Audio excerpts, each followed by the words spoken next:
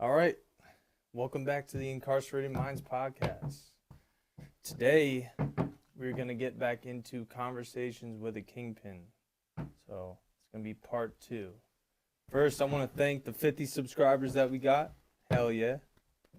You motherfuckers are going to be here from day 1 till we blow up because it's going to be big. You know that. Very soon.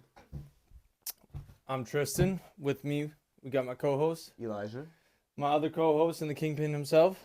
Taz. And shout out to Mello, our other co-host. He will be in future episodes. All right. Yeah, things are a little slow, but we're making it work. Yeah, you can see our podcast studio is getting better and better. Yeah, man. We getting No there. more no more regular cinder block walls or even the quality of the camera is getting a little better. A little better. Step by step, you know. We got plants and Yeah, shit. Rome wasn't built in a day. Oh yeah. Baby steps. Baby steps. All right. So last time we left off, you got arraigned, you went to court, and you got sentenced. I want to take it a step back, and I want to get deeper into your personal feelings about going to war in court. Like, forget everybody else, your family. Forget everybody else. How were you feeling? Like, was there fear at times? Was there, did you cry some nights? What were you feeling when you were going to war in the court against the entire United States of America? Well, I mean, I guess it's you against the whole government. It's you against the United States. It's terrifying. And then you read these books. Most people get a book. It's called Busted by the Feds. And the guy that wrote the book, updates it every year, 2 years, and he kind of tries to tell you what to expect and what you're going to be looking forward to, how the justice. He gives you crime stats like they have a 98% conviction rate. Yeah. 97.5% conviction rate. But that's because 97 out of 100 people plead guilty. 97 people plead guilty out of 100. Yeah. Which is why the feds are able to prosecute the way they are. Just flip your mic up. All right. There you go. I want to make sure they hear all this. Had more people went to trial, I'm sure that their conviction rate would drop. But as it stands, 98% of people plead guilty, but then they have a 98% conviction rate of the 2%. Yeah. So, you're already 2 out of 100, and then break that down 98% more. So your odds are a long shot, and that's what everybody's trying to beat on you. All the other guys that are in there. What are you doing? What are you doing? You can't go to trial. You can't go to trial. You can't go to trial. And you're like, nah, I have to go to trial. Why shouldn't I go to trial? Yes, am I guilty of something? Absolutely. But am I guilty of what they're telling me I'm guilty of? No, I'm not. Yeah, to the and that's extent kind of that the it's a little obdurate, of me to be like that, but why shouldn't I be ignorant? Why should they get to tell the story that they want to tell, and then I have to accept that? Yeah. And I have to take the time that they want to give me for the story they want to tell, and the story they want to tell isn't the story. It's whatever those rats said to them to try to buy their freedom. Yeah, especially because people's views change as time moves on, including the government. So at that time, it was still the war on drugs. So any increment, any little amount of narcotics is getting you sent to prison, except for personal use. Yeah, I was. The people that came in around my time, sentenced around my time. We were the last of the big number cases for the most part. There's always going to be big number cases in the feds because, right now they're after gangs. So they're giving gangs football numbers, lives and 30 years and 40 and 25s and 50s and 60s. But we were the last of the drug cases that were really getting destroyed. Your life was being taken from you. And the reason why I say that is because, there might be some people on there that are like, oh, you did the crime, so why would you argue against the punishment? And it's Well, because it's a simple one. No, it's simple. That's a simple concept. well, I mean, not a lot of people, It's simple. common sense isn't common, but just to say it for me to say, people, times change and people's minds change, So, yeah, your grandparents might look at a dime of weed as, the spawn of Satan, but now weed is legal everywhere. So, at that point in time, your mentality might be, this isn't deserving of 19 years. And I should be able to argue that fact, and you shouldn't be treating me like I'm some type of murderer. I mean, they give murderers that amount of time, But It's 19 and a half years. 19 and a half years, yeah. I mean, every day counts. Yeah, every day counts. Every single day counts.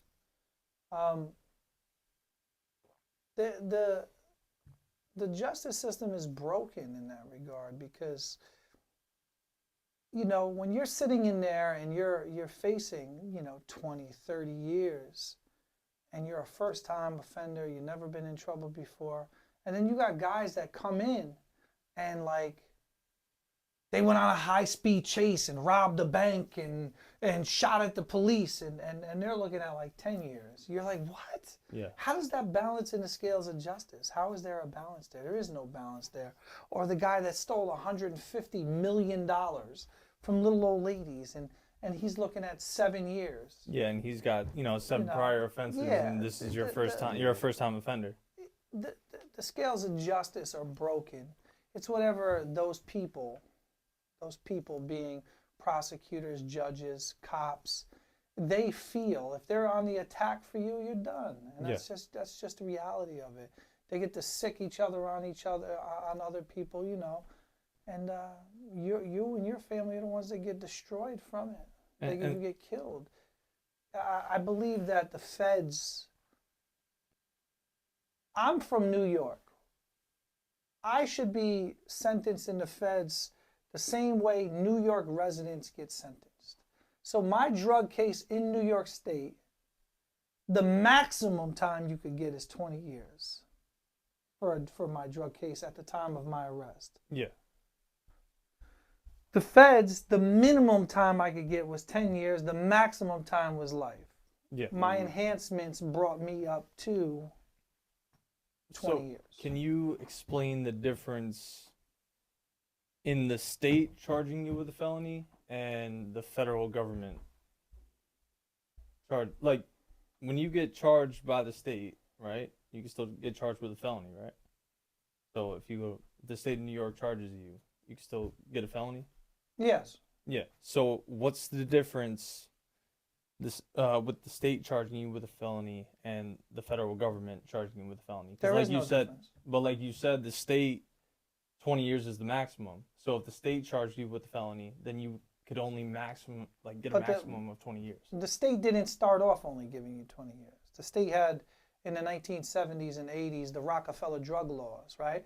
Where you could get 3 years to life and be on parole for the rest of your life. Yeah. You could spend the rest of your life for a small amount of narcotics in New York State. That all changed in early 2000s. They realized that these Rockefeller drug laws were all they were doing was creating broken families and the vicious cycle of crime, and punishment all through generation after generation after generation of people. So they got rid of the Rockefeller drug laws. Yeah. The feds are slow to get to that point. New York came with the Rockefeller drug laws in the 70s. The feds came with their draconian drug laws in the 80s, the late 80s. Mm-hmm. New York stopped it in early 2000s. The feds started kind of rolling back, making some modest sentencing reforms in late 2000, the late 10s and teens. Yeah. Have they made enough? No way. There's no way that they made enough reforms. And now the reforms are stopping. They're trying to roll them back. Even in the state of New York, if you look at, if everybody out there is following the strike by the COs. The COs are angry right now that they can't torture people. They're angry that they can't they want the HALT Act. And the HALT Act effectively eliminated solitary confinement. But the problem is yes, some solitary confinement is needed for mentally deranged individuals who actual are dangerous violent, people. Yeah. right? Yeah. So it's needed for those individuals, but the COs don't just use it on those individuals. The COs use it on anyone Yeah. that they dislike, and their administration follows them. Captains, sergeants, wardens. No one stops them from abusing solitary confinement. And make no mistake, solitary confinement is torture. And they can keep you in there for as long as they They like want. it. Yeah, I don't know how that can make anyone's mental health any better at No, all. and then they always talk about humanity, but and we got into a conversation about this before, and you said, something that stuck with me is that they pick and choose when they want to treat someone as a human. So don't get me wrong. For those of you out there, I consider myself, middle right. He's more of a left-leaning middle guy.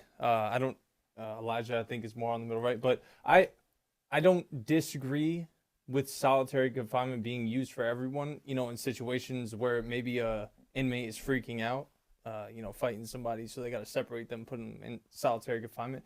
But anything more than 15 days, and I think 15 days is a stretch.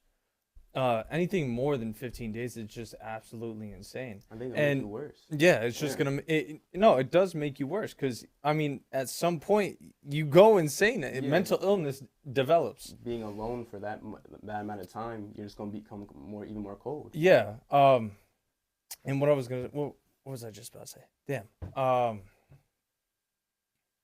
And what we were talking about, because I asked my father, and I go, at what point are you considered released? Because all they have to do is release you, and then they can place you back in. And I don't know if you want to explain to them what they do with the solitary confinement rule. So Obama changed the solitary confinement rules in the feds for a while under executive order. And then it was reversed and, so on and so forth, where that they could only keep you in there for a max of 90 days. 45 days, 45 days. So what they would do to guys is they would act like you were being released from the SHU. So when the segregated housing unit is a prison within a prison. Mm-hmm. It's a torture chamber within a prison. It's not a prison, it's a torture chamber. Yeah. So they go through all these big, huge protocols, like you're the most dangerous criminal that walks the yard. You got to go through all of these locked, secured gates, and you're stripped, and you're shackled and cuffed, and then they close one door and open up another because they treat you like a wild animal. No, you're gonna escape the SHU to go back to prison. They're worried about you escaping the SHU to go back to prison because you can't escape prison. It's like the animal escaping the zoo to get back into the zoo. Zoo, right? Like not the free part either, like the cage. Mm-hmm. So what they do is they get all your release papers and they take you out to that secured area. So they give you your property back and they discharge you to the Sally Port and then they recuff you. Or sometimes they'll send you back to your dorm or your cell. You get your stuff, you bring it there, and before you even unpack it, they're taking you back into the segregated housing unit. Yeah, so you go ahead. What are some of the conditions in solitary confinement? Like, what is it like in there? And what are because I know you can only see come out for a certain amount of time each day or something like that.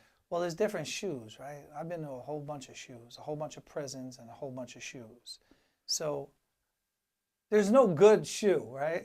Yeah. There's no good SHU, but there are degrees of worse SHUs, right? The best SHU that I was ever in was Fort Devens, Massachusetts.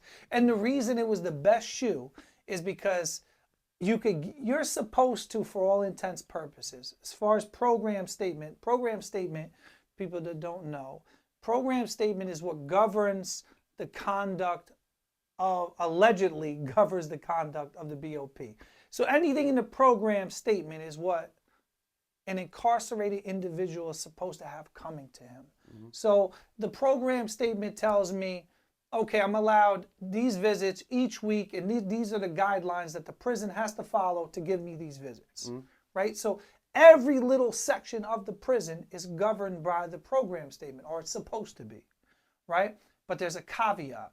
The caveat is that the safety and security of the institution shall come first. And if the warden deems something unsafe and unsecure in the prison, he could take it from you. So he can effectively remove all of your rights and privileges anytime he wants by saying the safety of the facility is at risk. And he doesn't have to give any like explanation No, for why just he doesn't have to give any take it away. explanation. It's the same thing that the federal government uses on its citizens after 9/11 and you know, just after big events. What they do is they say, for your safety, we're going to take away these privileges Yes. that you have, and they're not going And to. they're and then supposed they to be never rights. give it back. They never give it back. Once they take So, it, it's gone. so what the bureaucracy does is the way that these people, these COs and these staff members, these officers, these horrible, horrible people, to make themselves feel good, that one of them will get promoted, right? So they get promoted, and they don't come in and say, how can I make this better? They come in and say, how can I make this worse for the individual? Yeah. How dare? They're getting their headphones in here? They're allowed to listen to music? I don't want them to listen to music. So that guy will take it. And then he gets Then he gets promoted somewhere else or moves to another prison. The next guy comes in, he takes something else. Eventually, they take everything and there's nothing left to take. And then you have true animals on your hand because there's nothing to take. So we're digressing. Solitary confinement, the best picture you can have of solitary confinement is go into your bathroom and imagine your bathroom is a dilapidated piece of crap. Not the high-end bathroom some of you out there are accustomed to. A small little bathroom with a 5-foot bathtub, a toilet, and a sink. And now imagine putting a piece of plywood on that tub, on that bathtub. And that's the bed. And the window is frosted over. You can't see out of the window. The front door, your door to your bathroom, has a little slot in it that you can look out across into a hallway, another wall. So that's you get sensory deprivation already. You don't get to see nature. You don't get to see other people. You don't get to see anything. Yeah. You get to see nothing. And then they keep the light on 13 hours a day. So now you're in this little cage and you're walking in circles. And what you're supposed to get is you're supposed to be allowed 5 books sent in, magazines from your family, newspapers. So at least your mind, you could read, you can use your mind, imagine places, go places in your mind. You're supposed to be allowed to get basic commissary items. You're supposed to be able to get coffee. You're supposed to be able to get iced tea. You're supposed to be able to get some items from the commissary to make it so you could deal with being in there. Yeah, love it. But they don't give you any of those. They have taken away your right to get books. They have taken, in most places, not every place is the same, like I said, but for the most part, they're taking away your right to get any type of commissary. The only thing you can get is allergy medicine. A lot of people take allergy. I used to take allergy medicine in there. The reason I took it is because if you take 10 allergy tabs on a Friday night, you sleep the weekend. Yeah. You sleep for 2 days because you're trying to get through the time. You're trying to make it through the time, make it through the torture. So they're taking all these commissary things away. They used to come and give you a roll of toilet paper each week, right? 1 roll of toilet paper. They've taken that away. Now they give you a square of 10 single-ply toilet paper sheets to wipe yourself. For a week? 10, no, each day. 10 single-ply, squares of toilet paper per cheap day. Shit. One single, one, not the double, triple ply, 1 single ply. And they give you, it looks like a Tide Pod, but it's soap. and you got to dip your finger in it and give you one of those every 3 days to wash your body. So you got to put it in some type of container. You got to figure a container out, cut a milk jug or something, and you put it in there. You put it in your shower and you dip your finger in there. You wash your body with that every 3 days. That's insane. One second. You switch your mic over to right. Yeah, flip it up. Oh, turn it around. Yep, just like that. Okay, now it's gonna be facing you, no matter what. That's good. Yeah, I just want to make sure they can hear all this crazy stuff that we're talking about. Yeah, I don't see how anyone can go through that and come out a better person after that. Like, I feel like I would come out even more angry. Absolutely not. I mean, the worst thing you can do is be in a bad position and then live in your mind, and that's all you can do in there. No, it gets worse than that. That's not even that. This is the shoe gets stages of bad. Like, you think that that's as bad as the shoe can get, but then fishing is where, you know, cells are down a long line, a tier across the hall from you, and then down each side. So if you have a book and you live 10 cells up, how do I get that book?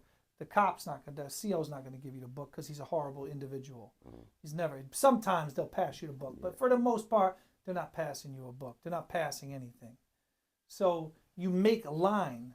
You need a line to put, like a pack of soap. You put a pack of soap on it and you fish with it. It's called fishing. You slide it down the tier, bounce it off walls like you're playing air hockey, and you got this long line that you've created. Sometimes out of plastic, you take plastic forks, sporks. You take the plastic off, and that plastic you could rip in strips, and you could stretch it, and then you take strips and you keep stretching it until you have a rope that's 50 feet long. And do other people in other cells help you? They all.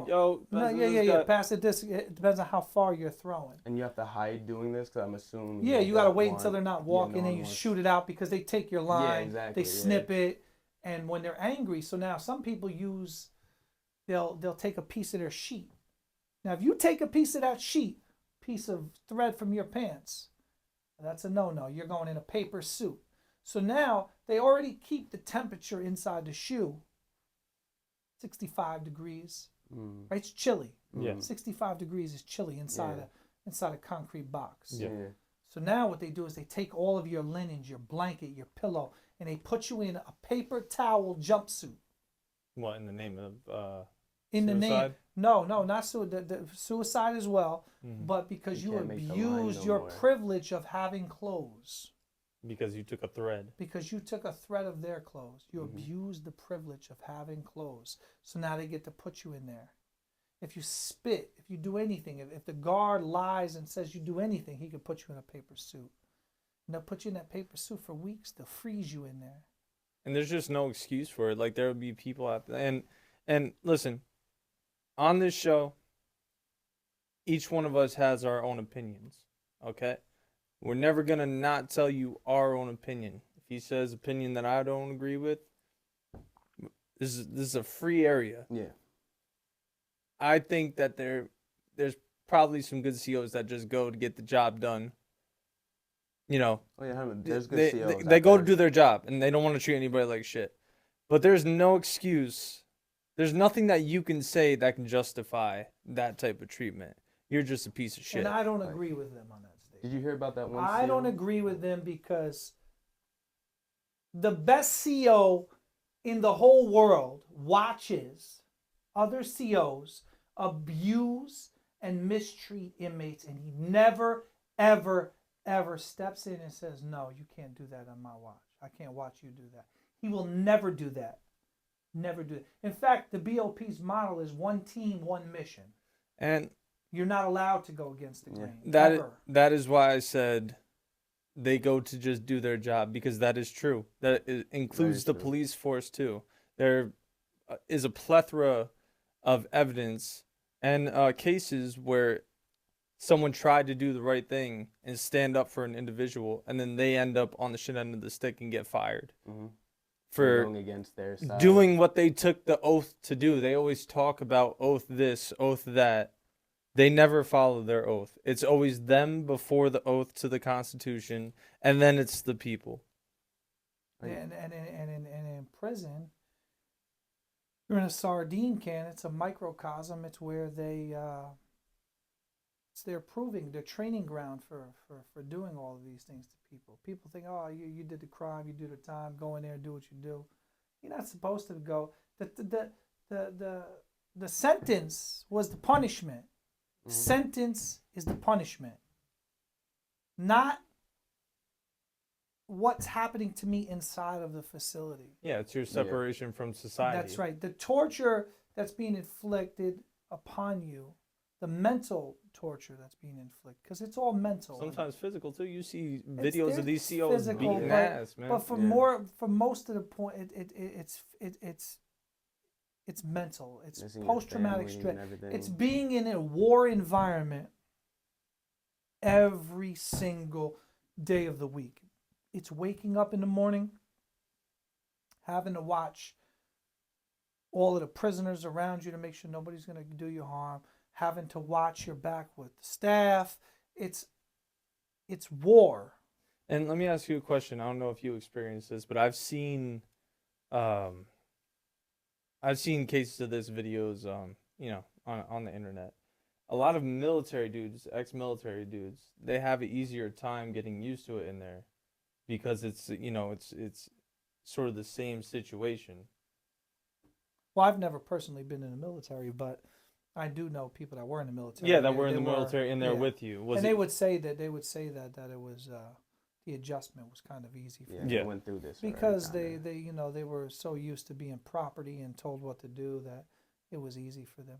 For the most part, most people are sheep. They just want to follow. You'll hear a lot of people go, I'm just trying to do my time.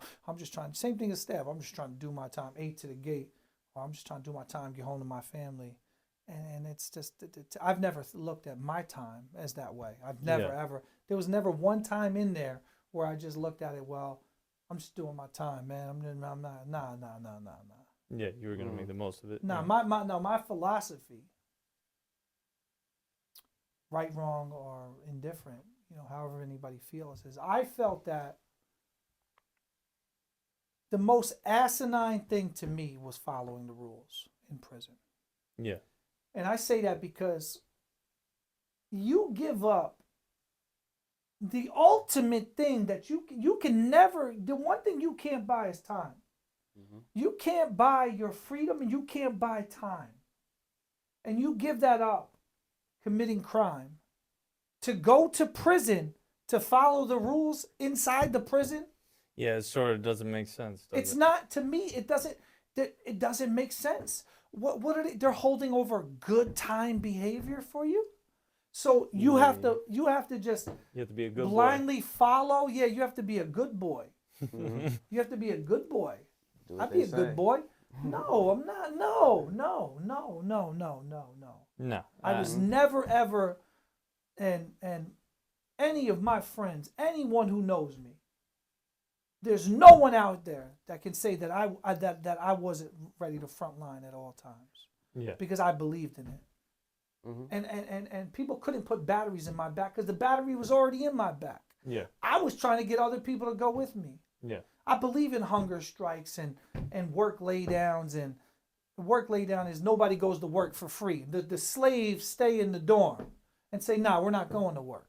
Yeah, and people always make the argument of, oh, why are they paying them anyway?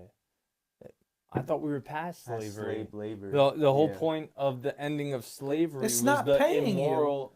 They're not paying you. I thought you get paid like 5 cents an hour. What is 5 cents? Imagine somebody paying you 5 cents. But that's what I'm saying. And 40 cents an hour. Yeah, and people even say that they shouldn't get that, and I'm like, what are you talking about? Like it's like the same argument of illegal immigrants working, for cheaper labor. We're past this. You treat people as human. You will never see a CO clean a toilet in there. Why would they clean a toilet? I'll get my slave to clean it. Yeah, and it's their toilets. I'll get my slave to take out my garbage. Mm-hmm. I'll get my slave to cook the food. It's crazy, man. They're disgusting, despicable human beings. Mm-hmm. That do that in the name of I'm doing my job. I got to feed my family. Yeah. Only a sadist could do that job every day. Well, they're narcissists, a lot of them. They're power-hungry disgusting narcissists. people. that never go in there to help. They never help. There are very, very few people that are willing to help you. Yeah. I mean, they're few and so far in between that, 16 years I did. 16 years of the BOP. And there's not even barely a handful. And I ran into thousands of staff members. And that's one of the major reasons why I brought up the point of people being scared to help, because that steers good people that care about just making it a decent environment for these people to go and do their time and not treating them like bad people. The brotherhood that they have, okay, scares good people away from taking that job, because it's like, what is the point?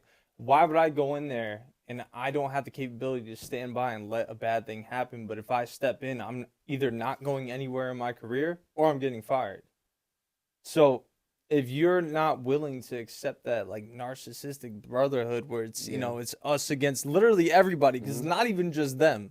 You see the audit guys go into the waiting room where you could record publicly, and it's the end of the world. They think that they're the dictator there, and and they're trying to kick them out and get them arrested. You see how they lose that power and they don't know what to do about it? Yeah, they don't know what to do, and that needs to change. It's just terrible. They should be held accountable 10 times more than regular civilians and even inmates, especially inmates, people that society considers troubled. A CO and a police officer that society holds on a pedestal and is supposed to be the picture of what you're supposed to do right should be held 10 times more accountable than anybody, and should be immediately lose their job and maybe even face prison sentences for, the atrocities that they commit on these people. Yeah, but the problem is that you're an inmate. I'm not going to believe you over my staff member. Yeah. How am I going to believe you over my staff member? I don't care how right you could be. They can know proof positive that a staff member is a horrible thief, he's a criminal, that they know he sets inmates up, and they will back him over you any day. I had a crazy story like that. It happened and promote him. It happened to me. It happened to some friends of mine that'll be watching this. They'll know who I'm talking about. Yeah. They should be held accountable. Yeah. All right. So I'm gonna move into different discussion. Well, we were in the shoe. We digressed out of the shoe. So what was your first prison like? What's the first where did you first go outside of Valhalla, like after court and everything, your first place you went, and what was that like? That was the first shoe I went to. In Valhalla? No, MDC Brooklyn, Metropolitan Detention Center, Brooklyn. So I left Valhalla, and they take you to MDC Brooklyn to process you. So you go in there, you already have your Fed number. I think I remember visiting you. You go in there, yeah, you visited me there one time, and then that's when I left from there. Then they have like all the chairs, and then the microwaves were all on that one wall. You remember that? Yeah. They have the rows of chairs. You can keep going. And so you go in there, and now you're received into the feds, and it is different. It's different than county jail. It's more tense. There's more going on. That's when you learn about cars. And a car is a group of people that run together. A car could be a state, it could be a race, it could be some guys, Christians, Muslims. Yeah. Your car is the guys that you're gonna roll with. And MDC Brooklyn wasn't broken up into, like, MDC Brooklyn wasn't reflective of what the rest of the feds was like. Yeah. It was like its own thing, because there's a bunch of young boys in there, and they're all from the boroughs of, and they got their little gangs and cars in there, and so you really start to see in there, what's going on. Yeah, you get a little taste of it. Yeah, you get a knife. You go in MDC Brooklyn. Even more so now. You got to find one now, because it's dangerous down there. It's dangerous in NBC Brooklyn. You think Young it's more boys, dangerous now than it was when you first went in? 100% more dangerous. You know why? Maybe got more Young dangerous? kids, because politicians thought that they should go out here and arrest all the 17, 18-year-old guys and give them 70, 80 years. Yeah. Like, what do you think's going to happen to an 18-year-old guy that's got, he's got nothing to lose. Yeah. His whole life is there. Yeah. And So all he's got is his respect, or what he deems is his respect. Mhm. So now he needs to make a name for himself. Something to prove. So they're going in there getting knives right away. especially when you're, well, I mean, I don't know if, usually those people like that have family that have been in prison, so I guess you hear the stories. But when you're like a teenager and you hear about prison, all you hear is that when you go in, you got to go hard. Yeah. So, you gotta No, be the not biggest bad. Like, that's necessarily. like the stereotype Yeah. of. That is What? the stereotype for Punch the the most biggest part. guy in the face. Nah, is- but yeah. they see, the feds have a trick for that. You go in there and go hard, you end up in a penitentiary. When you end up in a penitentiary, that's the max. All these guys out here they're gonna act like the penitentiary is all that in a bag of chips. Most of these guys out there that were in penitentiaries were on lockdown, which is your cell becomes your shoe. Mm-hmm. Yeah. You know what I mean? And Yeah. that's what they're doing to them. The tough guys, they just put them in a shoe. The whole prison's a big shoe. Yeah, they're not They leaving. let you out for a little bit. They don't let you go to commissary because they're worried there's going to be a fight. Something's going to pop off. They're going to, you know what I mean? You're going to hear the alarms go off. Was it like, it's like 23 hours and 1 hour out? Oh, no. Not when they lock the prison down. They don't get out at all. They get to shower every 3 days. They're in their cell. Stinky, Wow. It's bro. the breaker of men. They break. Every 3 days. They break. Ugh. And can that happen off of just one person doing something? Absolutely. Oh, hell Because they no. don't know. So you're in a prison, right? And something pops off. There's racial tensions. As long as it's within one race, they won't lock the prison down. Yeah. But if it's between two separate cars, the New York car and the DC car, let's say that. As soon as something pops off, they're locking it down. Mm-hmm. Because if they don't, the whole place will go up. It'll start riding, and they just can't handle it. So explain to the viewers how that like racial politics works in there. I know it's from Uncle Mel. And from the stories you guys tell, it might be a little different in the penitentiary and then in prisons that you were in, or maybe just out west and then as you go in. But I always think about the video. You ever see like the Mexicans have on boots? Oh, video. yeah. Everybody got boots on. Yeah.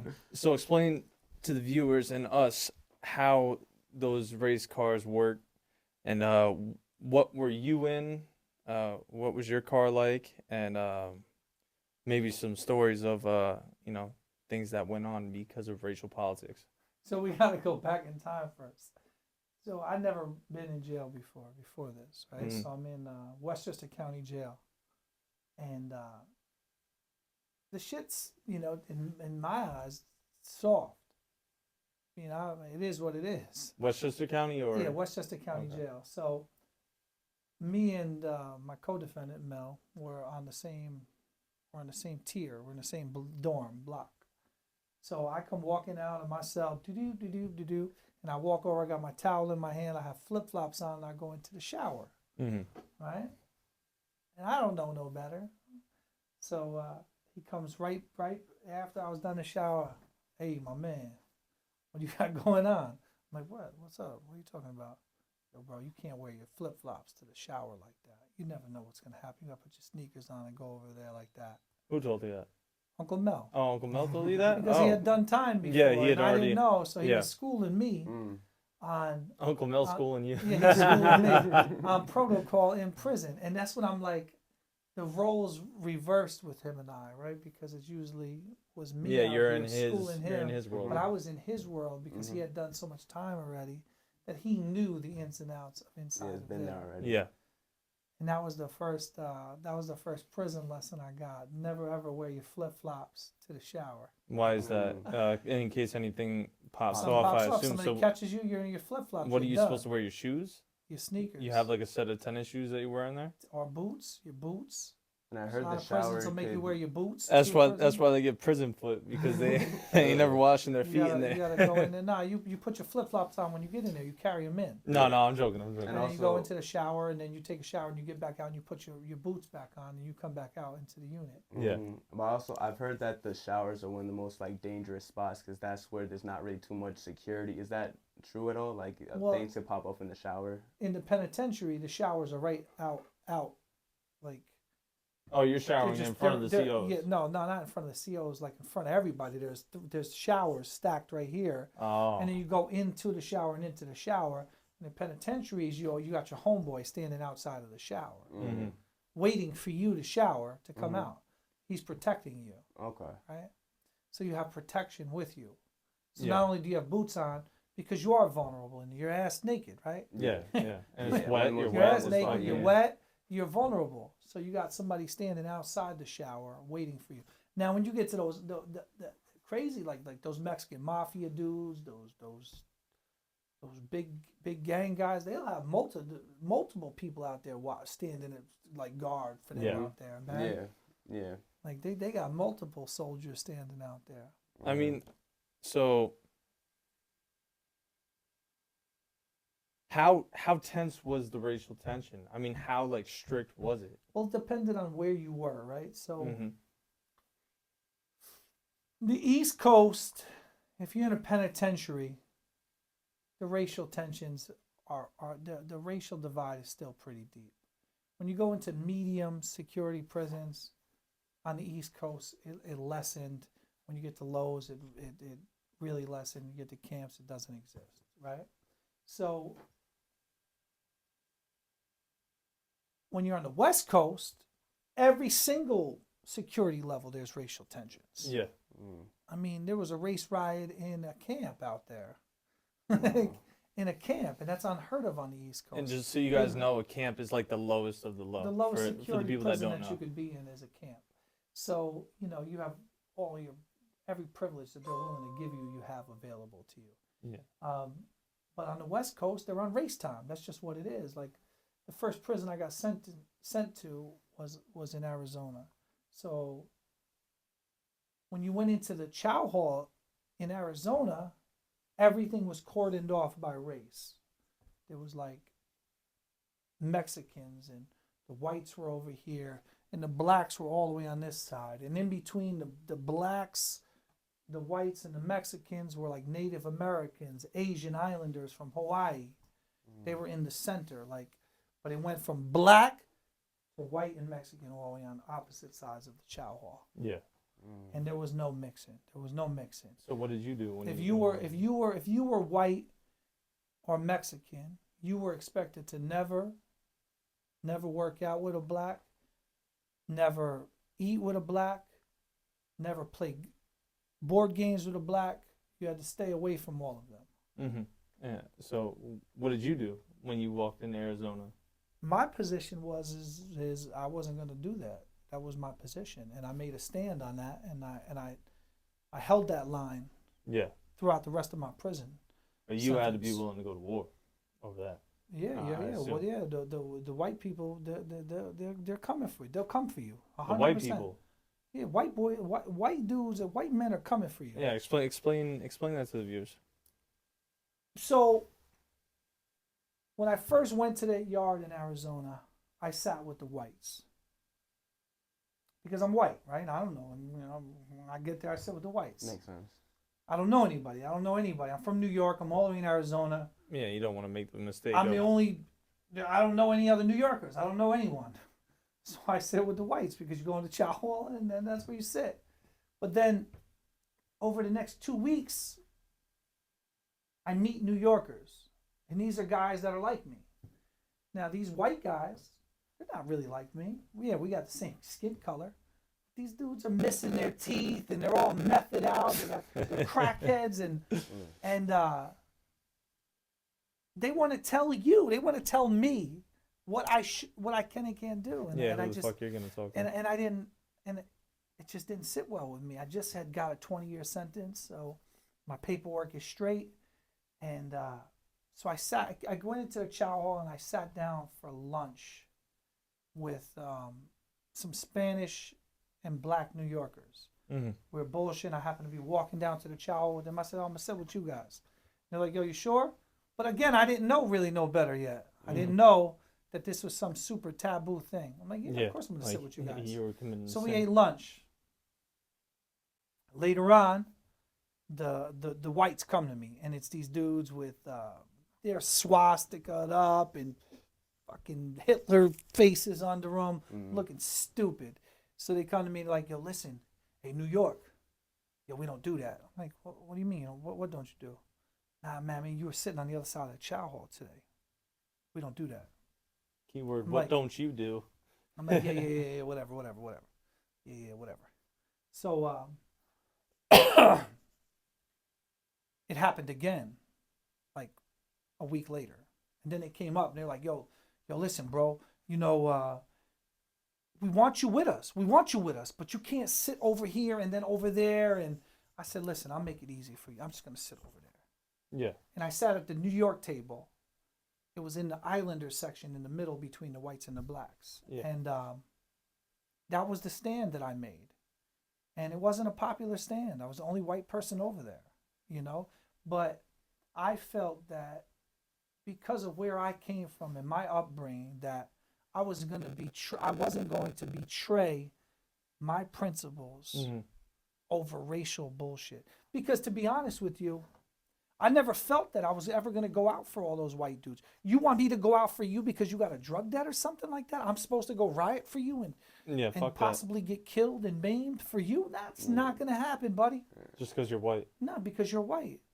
And so I started going along like that, and it eventually became where I was able to watch black TVs, white TVs. You know, I was from New York, and everybody knew I was kind of different. Yeah. And I feel like that's just New York in general. Yeah. I feel like a lot of places aren't used to that, especially when you go down south. Whether I mean, any race or culture, they're not used to how diverse and just how comfortable all the races, how mixed we are in New York. Yeah. Even up in New York State, It's just not a even just the no-no city. in prison. You know what the reason it's a no-no is because those race riots happen, bro. They happen. Whites and blacks can never get along in prison. They'll never. Yeah. At never that alone. prison, we had 800 Mexicans on the yard. Mm. There was 1,500 people, and 800 of them were Mexican. The rest were white, black, Native American, Islander, and so the Mexicans were bullies. They were trying to they were the paisas. They call them the Mexicans paisas. got on boots, man. They call them paisas. Yeah. And there was a couple of times where the whites had a problem with the Mexican. The whole deal on that yard was if you were a sneak thief, you couldn't stay in the yard. Your car had to check you in. They had to beat your ass off the yard. They had to beat you up. It's called a check. Check you in, but beat you off the yard. Mm-hmm. You stole, we'll police our own kind. You don't get to beat up one of my guys, we'll beat up my guy. Yeah. And we'll check him in. Well, the paisas, 800 of them, their guys were stealing from the whites, and they weren't checking them in. Yeah. So now you end up in a situation where there's 150 whites, 800 Mexicans. Yeah. You know what I'm Well, saying? there's basically no chance. Yeah. So that happened once with the whites. Then it happened with the blacks and the Mexicans. So I tried to bridge that, Yeah. right? The whites actually were like, listen, can you find out if we can get an alliance with them on this yard? And the blacks didn't want to give the alliance. The Yeah. California blacks would not make an alliance with the whites. It was every man for themselves. They felt there was too much that had happened over the years between whites and blacks in California that they could not give that alliance.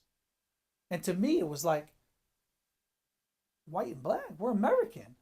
Yeah. Those guys are from Mexico. They don't care about us. And these are actually people that are like Directly, from Mexico. straight up illegals. They're called paisas. Yeah. Mm. And that's where isn't that where like the stereotypical like Aryan Brotherhood, and then you got Crips and Bloods, and then you got, you know, the Cholos, and Yeah, that's exactly what it is. California, that's where all of them That's are. where you got all Yeah. of that, and that's what we had there. You got all the same shit. Because you're in Arizona, yeah. You got all the same shit. Anybody from California, Arizona, New Mexico, those were like Cholos. They were considered Serranos, Southerners. Then you had Northern California or Norteños. They're Mexicans, but they're from the north. And those dudes are more, the Cholo ones are more like white dudes, right? They listen to rock. They speak like that.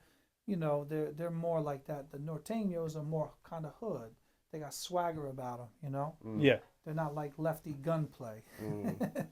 They got swag about them, and they get along with other races and shit. Even though they're on gang time, make no mistake, they good. They're on go mode too. But then you had the Paisas, right? And the Paisas were the ones that they're just these backwoods Mexicans, like, or El Salvadorians or Hondurans. They all went in the same car.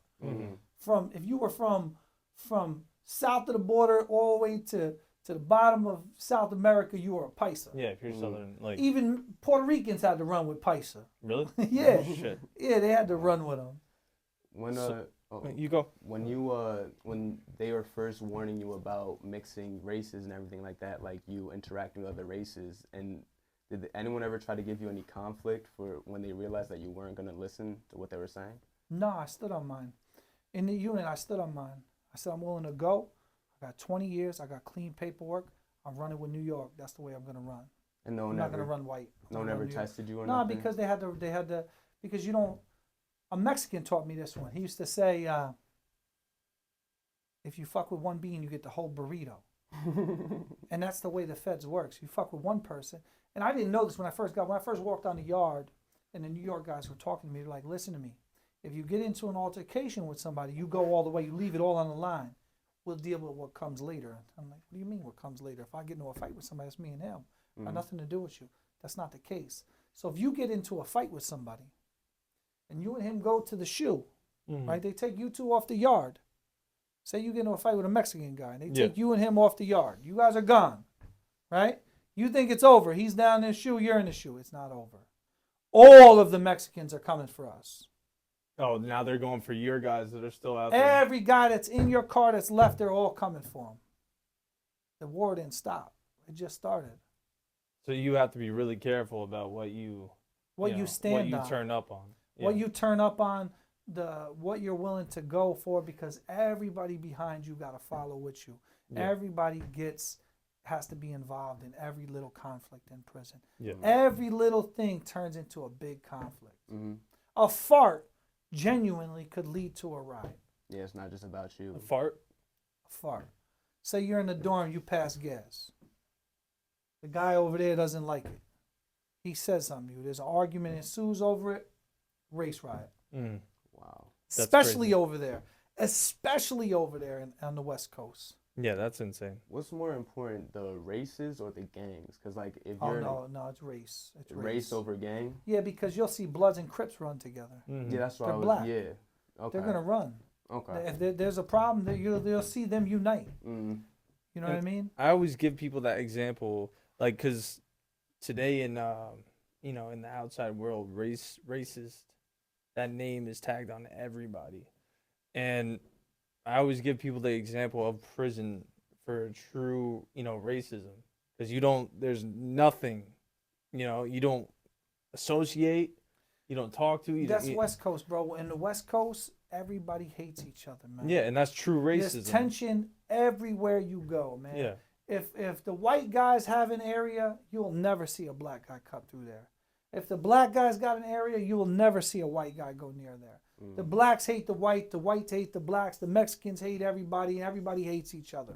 It's nothing but pure, unadulterated hate on the West Coast. Yeah. Racial bigotry. You'll see it. Well, what I want to get into is stuff that you and Mel have talked about. How bad the white guys treat their own. Like how that you said that they treat their own worse than anybody treats their own. There's no other group, and you can scroll the internet and look this. There is no other group of people that are harder on their own people than whites. If you're a white man and you're up in there, you're held all the way over the fire, all the way over the coals. Everything you say, you do, anything that happens, you could catch a beating for. Mm-hmm. And that's on any yard that you're on. You know, so if your paperwork's no good, you're catching a beating. They're not just checking you in. Blacks and Spanish people, they might overlook certain things to check you in, not the whites. Not only are the whites not going to overlook it, but they're going to actively pursue any white man that's supposed to be good in there, clean paperwork. They're going to pursue his case to make sure he's all the way clean. I knew a guy that used to get paperwork in and he'd have it shrank down to the size of a stamp underneath the stamp and then blow it up. Boop, boop, boop, boop, boop.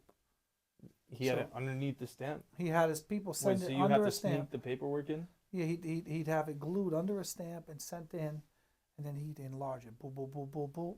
Oh, shit. What? Now you got your paperwork. Now he knows. Wow. Yeah.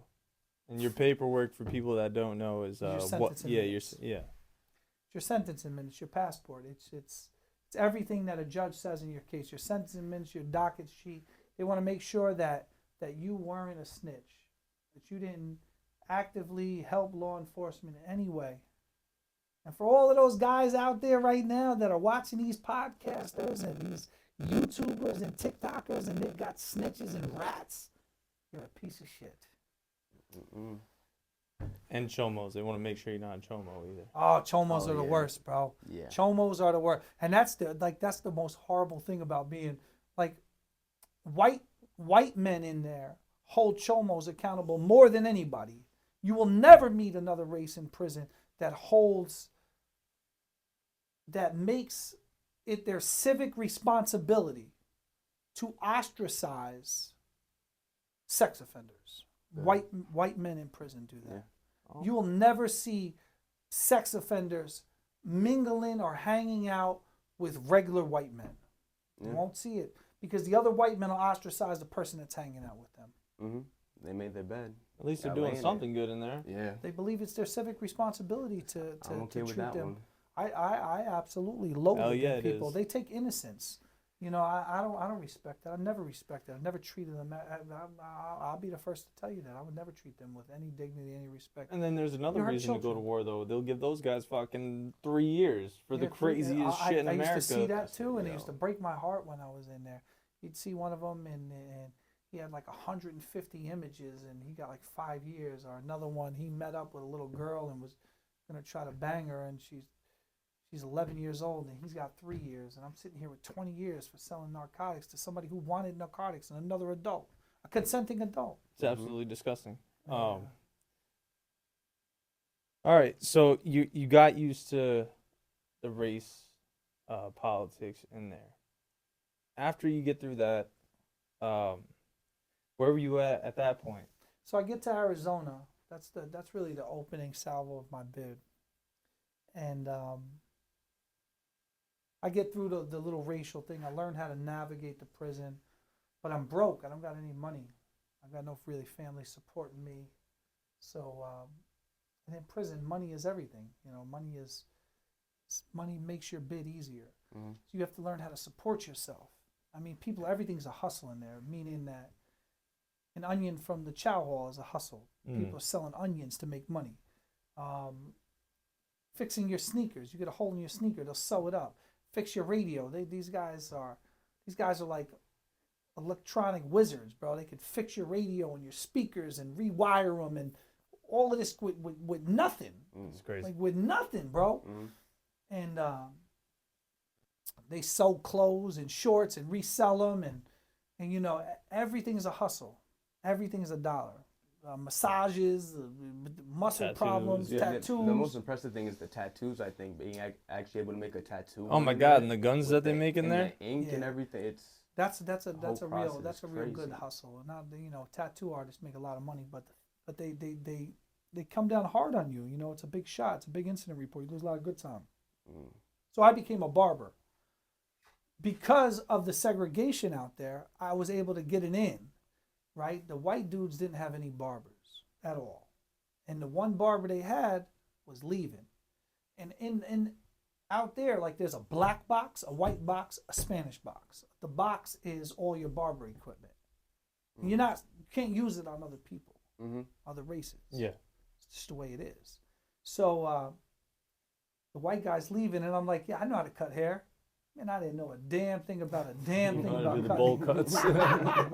I didn't know anything about cutting hair, but I know I needed to hustle. Mm-hmm. I needed it. So I get the job, right? And I call a girl out here. I'm like, listen, I need some help.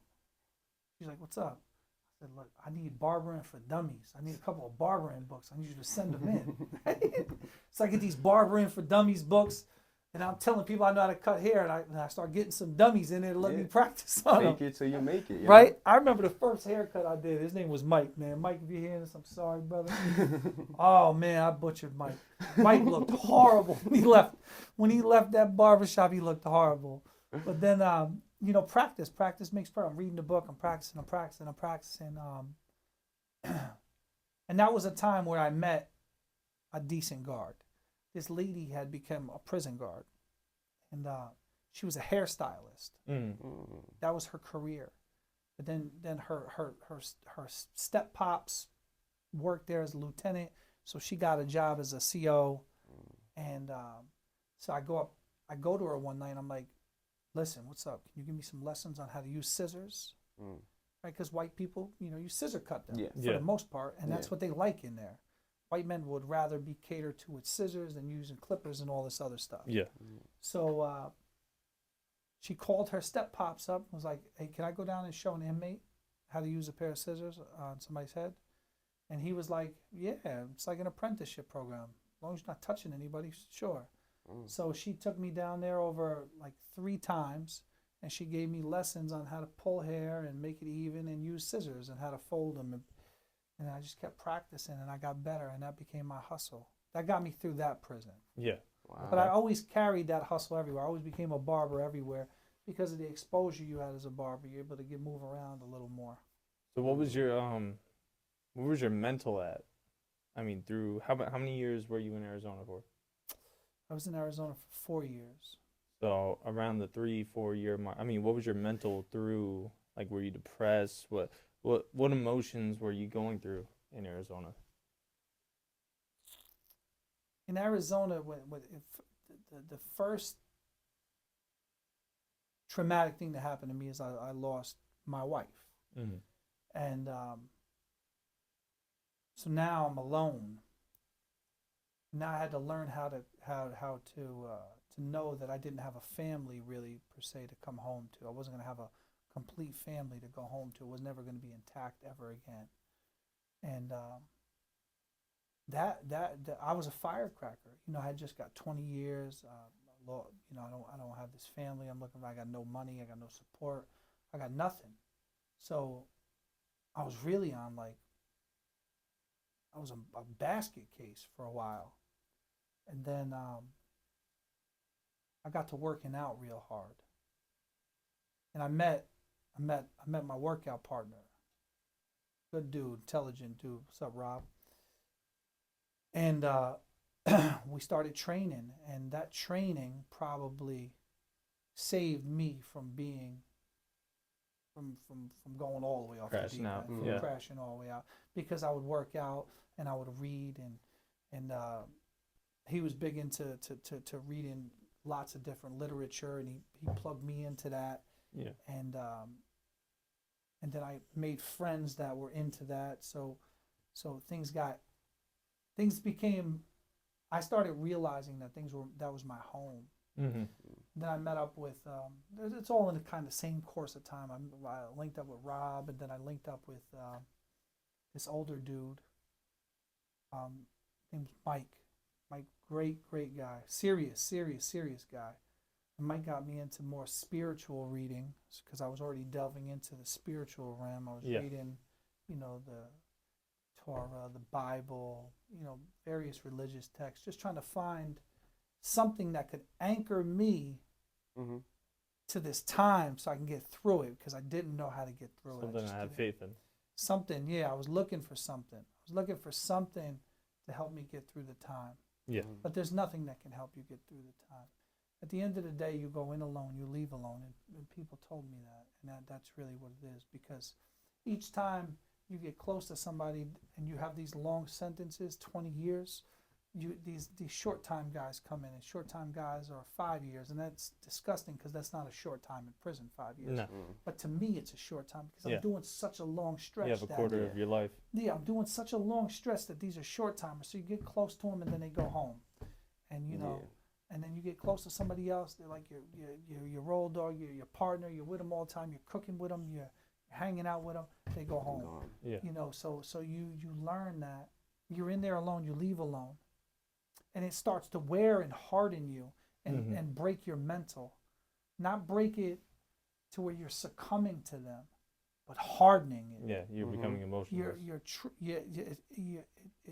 traumatically altering your mindset A little bit more numb on or love, something. on affection, on closeness, on humanity. Yeah.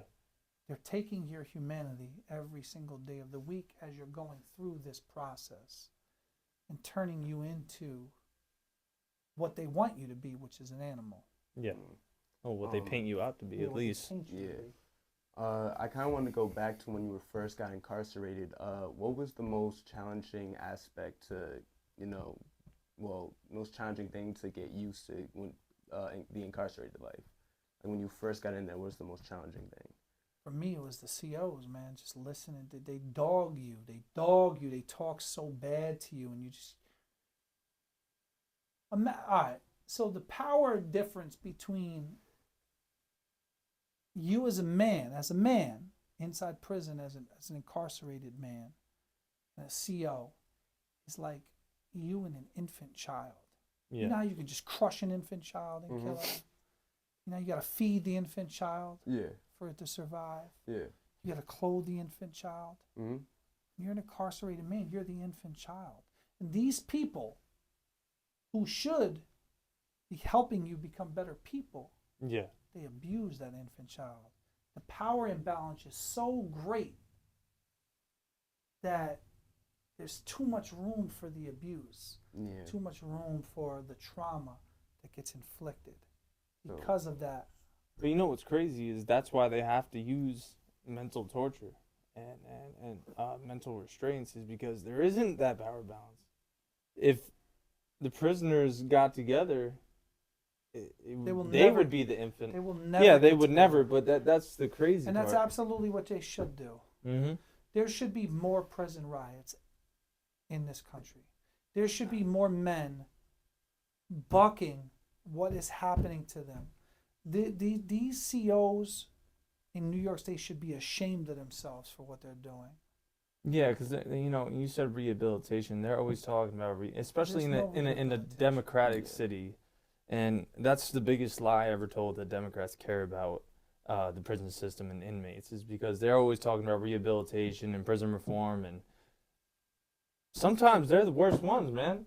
They're like a fucking. They're pretty bad. Yeah. They're pretty bad, but And they never do anything to rehabilitate. There's never any good education programs or trade schools. there's none, and that's throughout the whole system. So that first prison I was at was probably the best prison I was ever at, and I never knew it at the time. There was racial tension. There was this. There was that. It was horrible. There was none. There was no money on the yard. It was horrible. But what they did have, they had a stellar education program. Yeah. You could have got your 2-year associate's degree there. You could have gotten a plumbing apprenticeship there. Mm-hmm. And I thought that was like that Everywhere. Mm-hmm. So you weren't really quick to So I jump wasn't on it. quick because I had so much time that I was just trying to figure out, first of all, how to get closer to my children.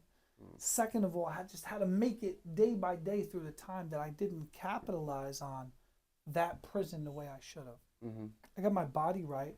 I got my mind right to The standards of what you're. what I needed to do to survive, right? Mhm. Meaning I adjusted to know that prison forced me to adjust to where now I understand the visiting room is my living room. The chow hall is my dining room table. I know that. I get my mail to the door, and that's my bed. That's where I sleep. Mm. This is my home now. This is my house. This is my home. Mm. And that's where the trauma starts, is when you adjust, and you have to make that adjustment to say, this is my home. This is where I live. This is where all of these things happen, and this is where it's going to be for this prolonged period in my life. That's where the adjustment starts. So I was too busy into that portion of the adjustment to utilize what was in front of me, which I regret now. That's one of the regrets I had. Yeah. But you were asking me earlier, did I regret? Nah, people used to tell me to cop out. I never would I cop out to those people. I would never cop out. What did I feel like when I was fighting them? I felt like I was in war. And I was going to war every single day. I was in a law library. I was reading my case, studying everything. And even to this day, they didn't have much evidence against me to convict.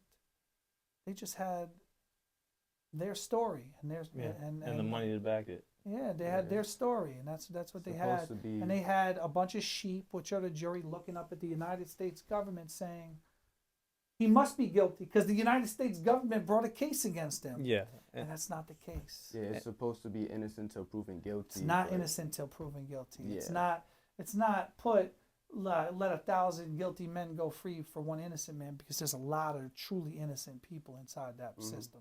Yeah. And that's why I could never blame you for, going to war and standing up for yourself.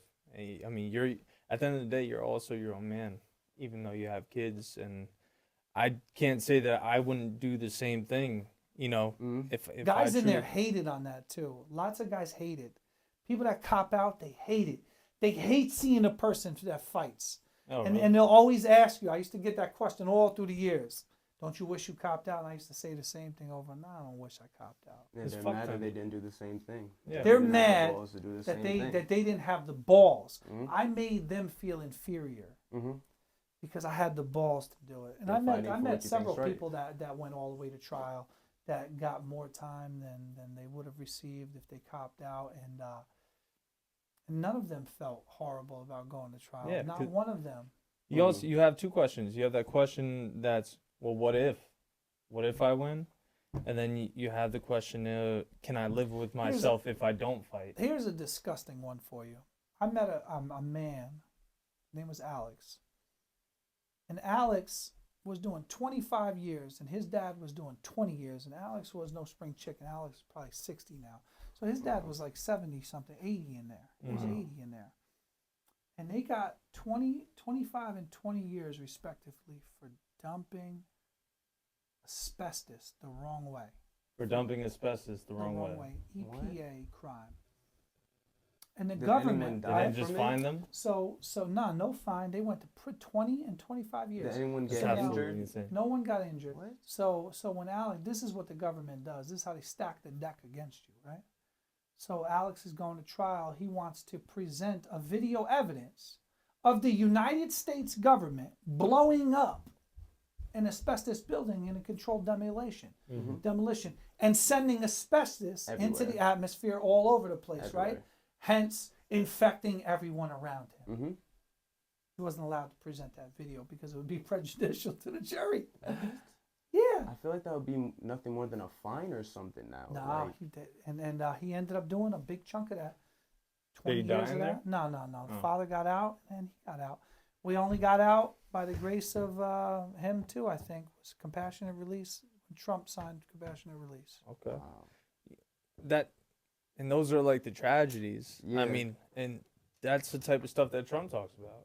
I mean, Yeah, but There's a how lot. many- There's so many more. give up than how that. many years? I mean, it's 25 years for dumping asbestos the wrong way. Yeah. You think about that and you're like, okay, maybe it's like a $5,000 fine. There's Yeah, so something many like of them, that. man. And Like- there was a little old man I Especially met. at 65 years old. There was a It's little old crazy. man I met. His name was Mr. Martinez. I met him in Danbury, Connecticut. Mr. Martinez went to prison originally for Quaaludes. You don't even know what Quaaludes are, huh? I've heard it. Yeah, the, Quaaludes were in the movie. 70s. Yeah. Mr. Martinez was in prison from 1977 until 2011 for Quaaludes. For Quaaludes. For Quaaludes? And then when A they drug stop that existing, never stopped existing in the 80s, Yeah, a long man. time ago. So think about from the 80s until 2011, he still was in there. He was in prison for like 35 years, bro, and over Quaaludes. And then he got out and he didn't, what's he got? What's he got? Yeah, Nothing. it's a completely different world. It's a when you whole get there are out. different cases of world. people You're that broken, man. Yeah. get out after like 30, 45 years, you know, and then they just go right back They in. just want to go back in. Because they come out to a world know. that they can't adapt to. Yeah. You know, their whole world. And I Especially understand that world. I really genuinely do, because there's a gap. You have a whole gap. There's a gap in my life. There's a gap in a lot of my friends' lives. That gap can never be filled. We're all different. We're all broken. We're broken men because there's this huge space, an empty space. Yeah, we'll tell you, all of us will tell you, yeah, we lived, we had a life in there, we laughed, we had friends. But when you come out here, you realize that this gap is missing. Like, I have friends telling me about all the stuff they did when they were out here. I'm like, you lived there? How did you end up living here for this many years? Because I wasn't here to see it, so I can't even visualize them being in that situation. Mm-hmm. And it's just a whole different life, too. It's a whole different set of rules It's a that you're whole living different life. for, you know, years. I mean, sometimes, I saw it when you got home. Obviously, I saw it. And I still see it to this day. You hear me sometimes. I have to tell you, like, yo, bro, you're not in prison anymore. You know? How to get readjusted. Especially with like jokes. Maybe you want to tell them a quick, you know, story about jokes. Jokes are serious in there. Like, there's not like out here where you could just, you know, joke around. Look A around. lot of serious things are said in a joking manner. Yeah. So you got to watch what people are saying and how they're saying it to you. So you don't want to be the butt of jokes inside prison, because people will think that you're weak. And the weak person gets taken advantage of in prison. Yeah, so sometimes, you know, we'll all be joking around. We all work together, too, so we'll all be joking around. We'll say a joke to him, and he'd be like, what? You know, and get serious, and we're like, yo, chill, bro, it's a joke. Calm down. And then, you know, part of Part of us being has to broken. realize that was Yeah. his life for, you know, 16 years. Yeah. I mean, even just knowing everything that's going on around you. Like earlier today, my uncle, he just got out. He gave me some money. I put it in my back pocket. Like 2 hours later, I forgot. I'm like, where the fuck did I put that money? He goes, in your back pocket. I'm like, what the fuck? Are you watching me? He was like, Keep an eye on everything. Because you're in a sardine can in there. You have to watch everything all around you. That's why you're at war every single day of the week. You wake up, you're at war because there's people that want to hurt you. There's like I said, there's staff members that could do something to you, inmates that can do something to you.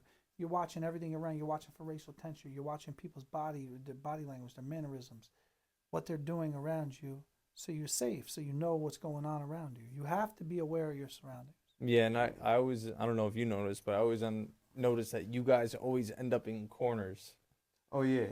Because you're watching yourself. Yeah, you guys Yeah, always nothing can corner come from yourselves behind. so that nothing's behind you. And I don't even think you guys know you're doing it. You guys just always end up backing somewhere into a corner. Like, we'll be actively talking and we walk back into a corner. Because it's more comfortable. Mm-hmm. It's more Yeah. comfortable. You know what's all around you. So where did you go after Arizona? What was your second prison? So from Arizona, I went to Danbury, Connecticut. We opened Danbury, Connecticut. And how was that for you? Danbury, Connecticut was a good prison. It was a good prison. We opened it up, so we got to kind of do what we wanted to do there. We got to set the yard up so rats had nothing coming. You know what I mean?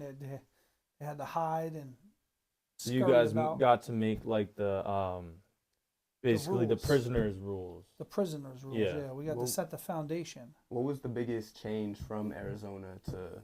It's the racial thing. It's just a racial thing. Yeah. When you come back to this side, there was no racial. There was nothing. Mm. You know what I mean? Mhm. You know, it was a Not melting even pot. TVs or anything? No. There's always something with TVs Mm. because white men watch different things than black men. Yeah. If it's less of a racial thing, does it get back more into gangs? Like gangs will run with each other more than the racial thing. Nah, it goes to state more. It gets deep into the state. Also, the state you come from. Yeah. Okay, Yeah, so when you just get where over you're here on the from. East Coast, it's where you're from. Okay. What did the white guys watch instead of and the black guys watch? Because I hear. NASCAR, Oh yeah. Yeah. No. History Channel. His father's gonna be on here at some point, but his father always says, "Yeah, he's white. He's like, I always end up watching the black TV because I can't stand watching I that do the fucking same. white Yeah. TV." They watch CMT nonstop. Yeah, no, Yeah. terrible. CMT, NASCAR. They're on Pawn Stars. You know what I mean? Pawn Stars It's I just- can watch. It's Yeah. just like, listen, they watch different things. You know what I Yeah. mean? Yeah. And it's important for a lot of times on the East Coast, on the West Coast,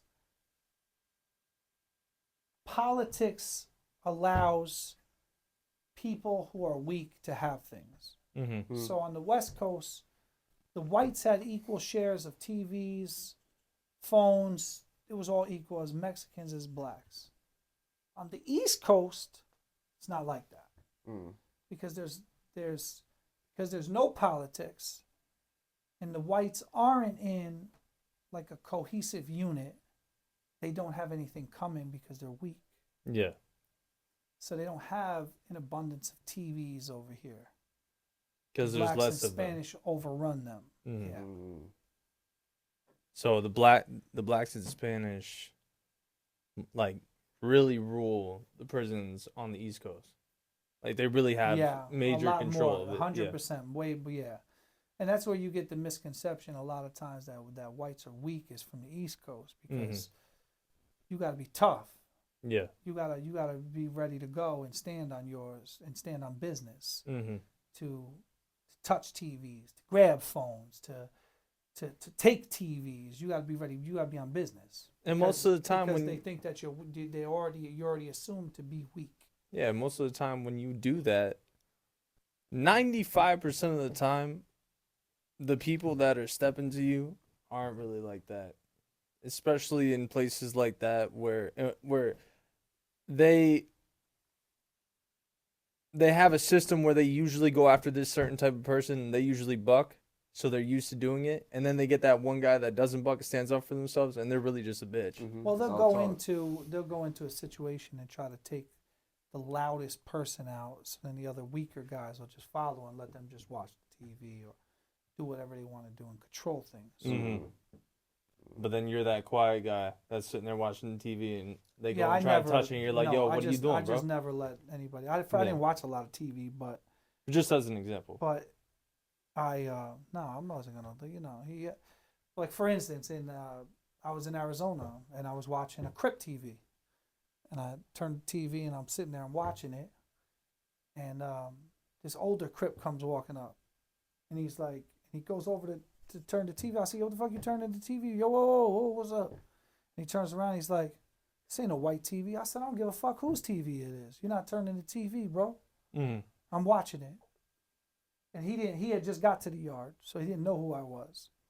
So he went over to his homies and they told him, nah, that's New York, man. That's not. We let him he's watch different. He's different. We let him watch our TV. Mm. He's allowed to watch our TV. We let him do that. On the East Coast, do the white guys still call each other like Peckerwood and? Nah, you don't get. That's on the West Coast. Peckerwood. That's so stupid. What's up, Wood? All that old happy horse shit that they do over there, because they're all like super bigoted. Most, not all. A lot of them are bigoted. Yeah. Do they have guys that really aren't bigoted? They just do it to survive? No, not the ones that do that. Yeah, there's not bigoted guys on the West Coast. Most of my friends weren't bigoted guys. Yeah. And they didn't do all that. Well, I meant that are a bullshit. part of. We used to laugh at them. like one of my boys from Alaska, another one's from California, Upper California. You know, we used to laugh at these guys. Are you kidding me? Yeah. These guys were jokes to us because they're all methed out. They're in bad shape. They look like shit, and They always look like they're shit. trying to run shit, and they're just amusing to us. They're amusing. They're embarrassing. They never look like those guys from like Shot Caller and. No. American History X or nothing. No. You know, they always make them look What, all, like like, clean yoked cut up? with the fucking Yeah. they're yoked up with the tattoos and shit. Nah, me and my friends were really the yoked up ones. Yeah. And then those guys weren't into. They were into getting educated. They were into, learning things and developing their mind, not worried about some fucking bullshit that these guys are worried about. These guys are in a fucking TV room watching nothing, boob tube every NASCAR. day all Actually day. trying to rehabilitate Yeah, themselves. and shit. these guys Yeah. that my buddy Taylor, shout out to you Taylor, Robbie. These guys were trying to change their mindset so they never came back. So they Yeah. be successful people. Mm-hmm. I mean, that's all racial tension is just lack of education. Yeah. It's We used to so stupid. man. Listen, my boy Robbie would clown these guys. Taylor to another one. They would clown them, man. We would do the whole brother thing in front of them. They would do it with me, and they do this whole forearm shake where they're checking for a knife or some fucking stupid shit. So Rob would see me coming. He'd be like, "Hey, New York, what's going on?" And he'd meet me like right in front of their TV area. He'd be like, "How you doing, brother?" And he'd shake my. He'd be like, "Yeah, brother. Things are serious around here." Just clowning these guys because they're clownable. They have no self-respect. They're stupid. They got big skulls tattooed on their face or like fucking Hitler on their neck. It's the dumbest shit in the world. Crazy. And we're laughing at them, and they all look like pus bags. And then they They're come out out. of shape, sloppy, and they wouldn't even want to tell you what you can and can't do. They can barely articulate a sentence. And that's their cycle of criminality. They come out here and look like that, and it's just terrible. So when you, so then when you come on the East Coast, there really was no white unity as far as that's concerned. And like I said, it was telling because white guys really didn't have anything over here. Mm. You know, they just didn't have anything coming. Yeah. So when you got into, where are we at? What prison are you in? Danbury. When you got into Danbury, how did you guys form the politics in there? Like, how did you guys make it? Well, there was a ton of Italian guys there and Albanians in Danbury. And while they're white, if you look at Yeah, I was them, going to say, do they roll with the way? Or? they don't roll white. They roll Italian or they roll Albanian. Of course. They don't roll white. But they have TVs. They have self-respect. They're not going to allow like themselves to just be rolled over. So by way of them, like the TV room, the Spanish TV would have an extra TV, and that would probably be a white TV because it was an Italian TV. Mm-hmm. And so the other white guys got to watch that TV. So are these guys like, stereotypical like mob guys? Yeah. Like you see on TV? What about the Albanians? How do they act? Trying to paint a picture They're for the kind viewers. the Albanians are similar to Italians in how they Present themselves. and carry themselves. They're very Italians and Albanians are they're clean people. You know what I mean? They're not.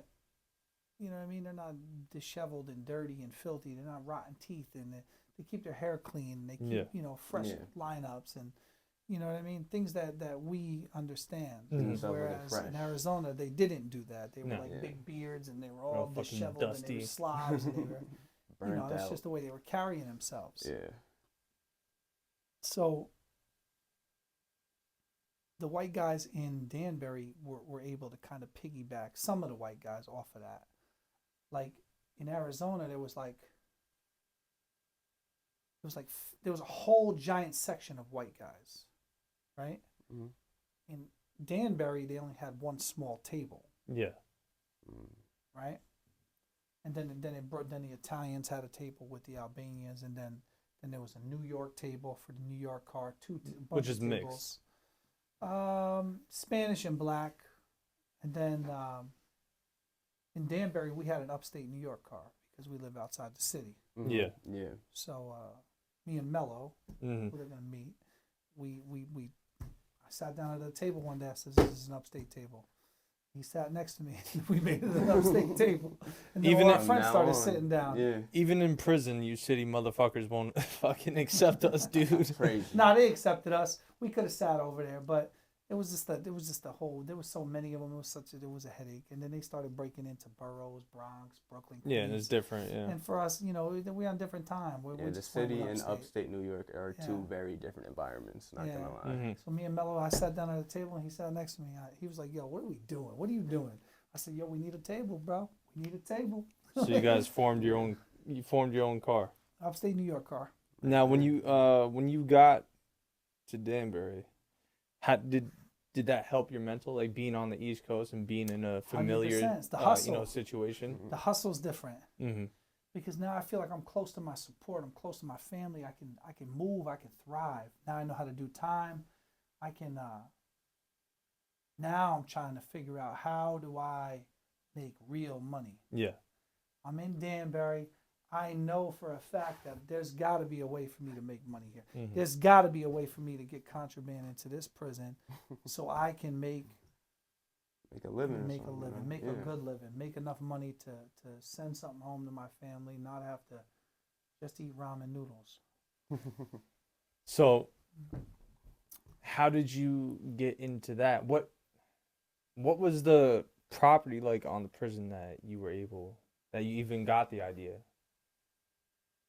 Well, every prison has a yard, right? And there's a fence.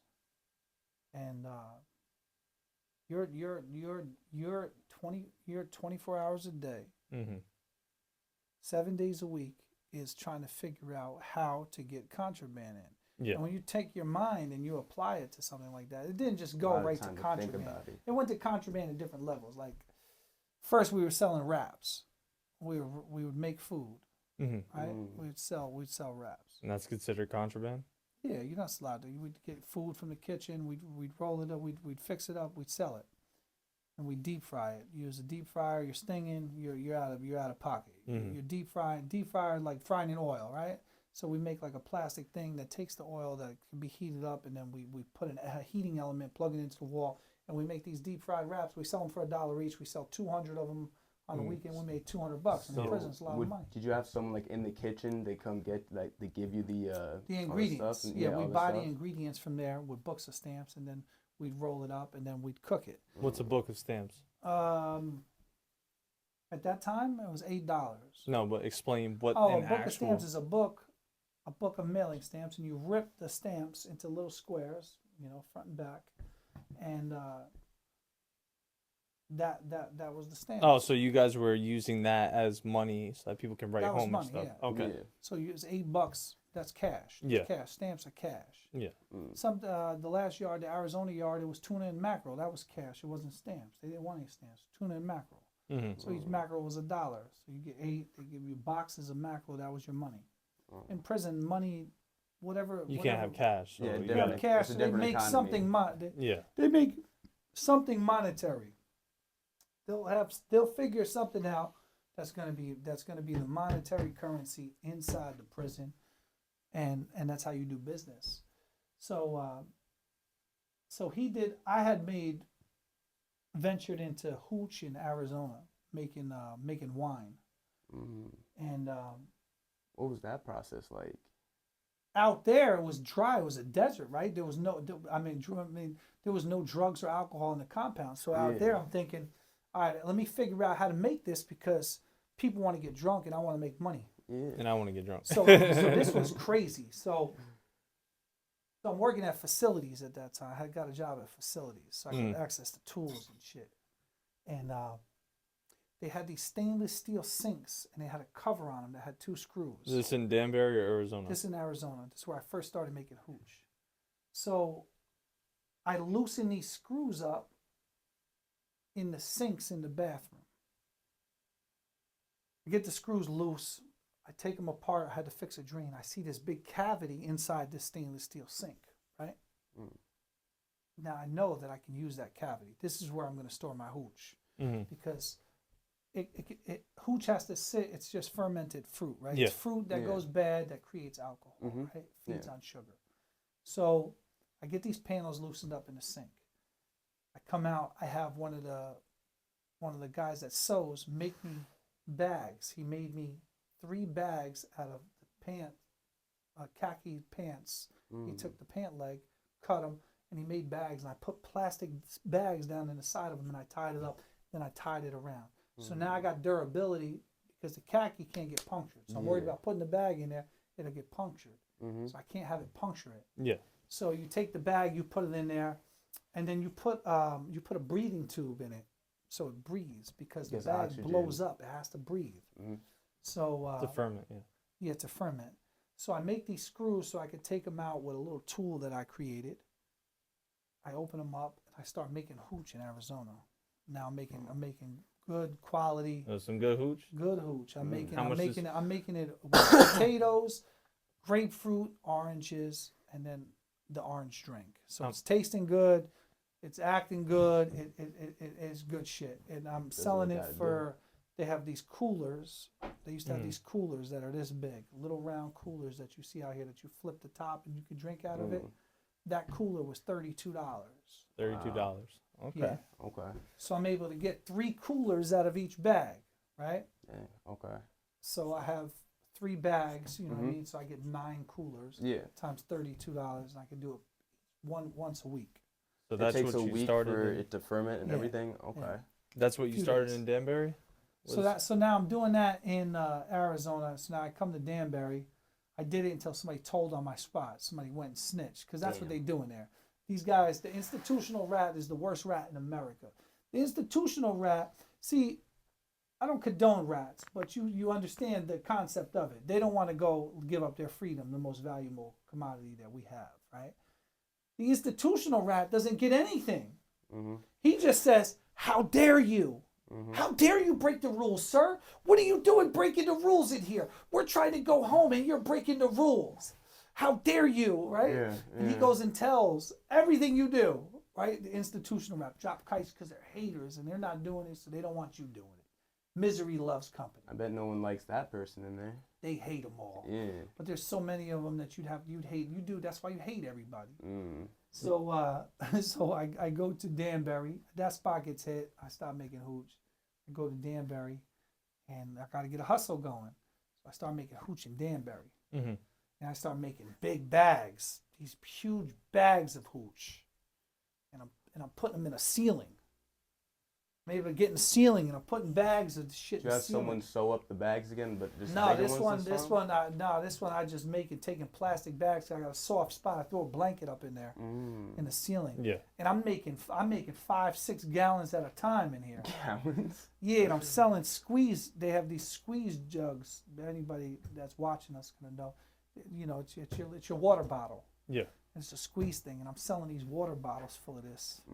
How much per water bottle? It was $2. It was $2 a water bottle, so $16. 16 Okay. bucks. And I had a friend of mine, another friend. He used to go get me the stuff. He wanted me to make the hooch for him, but he liked to do it out of. He liked tomato sauce. Oh, that's gross. What? God. Them Bloody Marys. Anybody Yeah. that drinks Bloody Oh my Mary God. is terrible. Oh, Never it used to understand taste that. so bad. Bloody So I always Marys, did though. it out of the Mom likes sugar Bloody and Mary. My grandpa loves I used to Marys. do it out of the fruit. He would do it out of that, and it was just horrid. Was he man. white? Nah, he was Jamaican. Oh shit. Oh well. But he used to like getting drunk, man. He'd buy my whole batch. Would the hooch taste different depending on the different fruits you put? Absolutely. Absolutely. You always want to go with oranges and grapefruits because you get a nice citrus flavor. You know what I mean? It So don't would taste you that get bad. people giving you like, oh, make this type this time for me, or They either like the tomato paste or the citrus. Like nutties. Some people like the tomato paste. I I've never made it Can't because understand I didn't that. like it. Like, Yeah. when you taste it, it was like, oh man. Maybe, Yeah. maybe one day we'll have a hooch tutorial video Maybe on we'll here. make a hooch Hooch tutorial. Yeah, tutorial. prison I'll hooch. even sew up a pant leg to show you guys. Yeah. Real downright real prison official shit. way. With, Yeah. and all that shit about bread and hooch, that's a lie. Use potatoes, man. Potatoes. Potatoes? Potatoes? Yeah, you always use potatoes. Potatoes makes the fermenting process happen really fast. Well, you What's got the potato starch? You don't vodka. get yeast. Oh, it's the Everybody, yeast. all in prison movies will tell you that you're gonna get yeast and do it. You're not allowed. They got yeast so locked up that the CO walks it from like a locked cage to where he's dumping it into to make pastries. Isn't yeast Wow. for beer anyway? Nah, it's for anything. It's to ferment. I didn't know. I'm not. It makes the culture. Oh, okay. All It right. starts the process. So after hooch, what'd you go into? From hooch, we got into cigarettes, selling contraband cigarettes. So we started buying them. There was a couple of people who had the line, and that we were buying cartons of Newports from them. Mm-hmm. And then we'd break those Newports and take them all the way to the curb, we call it. That means we're selling them retail. So we buy them wholesale, sell them retail. What is the line? Oh, connect. Yeah. Yeah. So now the problem with that is there's this huge premium, even if you're buying cartons of it. Yeah. The wholesale premium, there's a huge markup. Mm-hmm. I'm trying to think of how much a carton of cigarettes was. It's like $1,000 for a carton of cigarettes. And compare that to out here. What is it? It's a few. yeah. It's like 100, yeah. $800 for a carton of cigarettes. Jesus. If I remember, it was a Christ. long time ago. It was over 10 years ago. So, excuse me if my memories, Mello might tell you something a little different, but that's what I think it was. This is a rough estimate. Yeah. Yeah. So we were doing that markup, and then we were taking the packs and breaking them all the way down. Mm-hmm. Or we were buying pouches of tobacco, which is Bugler, big bags of tobacco. You buy that and you sell. We break them down into little balls, little dime balls. Yeah. Like we were in the street and you sell those little dime balls, 30 stamps. What do people use as rolling paper in there for the You get papers. non-free roll? Oh, you can get Actual papers paper? in there? You get papers. You can't get papers. Oh, well, you guys got paper they and come sold with them it. to So when Yeah. you sell them a ball of tobacco, you sell them a paper with it. one single paper? Oh, because it's One only or one two, cigarette. one or yeah. two. How much were you selling per pack, and how much per single cigarette? It was 30 stamps for a ball. We had balls, and Mm. we'd sell them for 30 stamps. That ball was like a couple of cigarettes. Mhm. Oh, okay. And we put one cigarette, one paper in that ball. He's talking about the Newports. Yeah, with the Oh, Newports, Newports. you do one cigarette or half a cigarette, 30 stamps. No one ever bought like a pack or nothing. No, nobody ever bought a pack of Yeah, cigarettes. that You're was big. probably- You're big balling it. Yeah, You're big buying balling. packs People of would buy that. 2 or 3 cigarettes at a time. Wow. But I never seen anybody smoke a whole cigarette straight up like a Newport like you do in the street. They always broke it down, re-rolled it, Really? and smoke it like that. Yeah, they never ever. Yeah. I don't ever remember Try seeing to somebody savor smoke a as straight much as cigarette possible. To save it, or because they couldn't handle? because it's so expensive. Yeah. Oh, yeah, they'll yeah, break yeah. it down into smaller cigarettes and everything. Yeah. Mm. Well, I seen when I was in Arizona. I seen one guy. His whole when I told you everything's a hustle. You guys are bringing back stories now. Mhm. Everything's a hustle. This guy used to walk. If you watched him, he'd walk around. He's always looking at the ground. He's always walking around the whole compound, looking at the ground, looking at the ground, looking at the ground, looking at the ground, looking at the ground. What the fuck is this guy doing? He was picking up Chaw. the chewing tobacco Yeah, that the the dip. guards spit out. He'd pick it up and he'd take it back and he'd microwave it And dry it. till Oh. dry it out, and then he'd sell it and he'd smoke it He would smoke it himself. himself, and he would sell it. Other people would smoke these COs spit. It's called chaw. It's like Oh, it's all my black God. and nasty. I'd have Ah. to quit. I'm quitting before And smoking listen, that. he lived good. He lived really comfortable like that, man. So anyway, back to Danbury. So we're in Danbury. We're selling all these cigarettes, and we're making plans. We're figuring out how we're gonna make our move, Mhm. and we did it. Did you ever get any like alcohol or phones in there, or? Yeah, the first phones we got, we just bought them, because there were so many phones that were plentiful. How much did that cost in there? I think the first one was expensive. We bought that in a drought. I gotta ask him, but I think it was like $2,000 the first time we bought it, Wow. because Mhm. it was a drought. What was the process of getting Maybe a it was phone a in drought. I there? don't remember the first one we bought. I had a flip phone then, because I didn't know anything about. In Danbury, Yeah. I didn't know anything about touchscreen phones. And what year was When- Mello this was always around? up on the touchscreens. and Yeah. Data and all that, and I didn't know anything about. I didn't even know what data was. What the hell was data? Well, I when didn't know did data. when did Mello?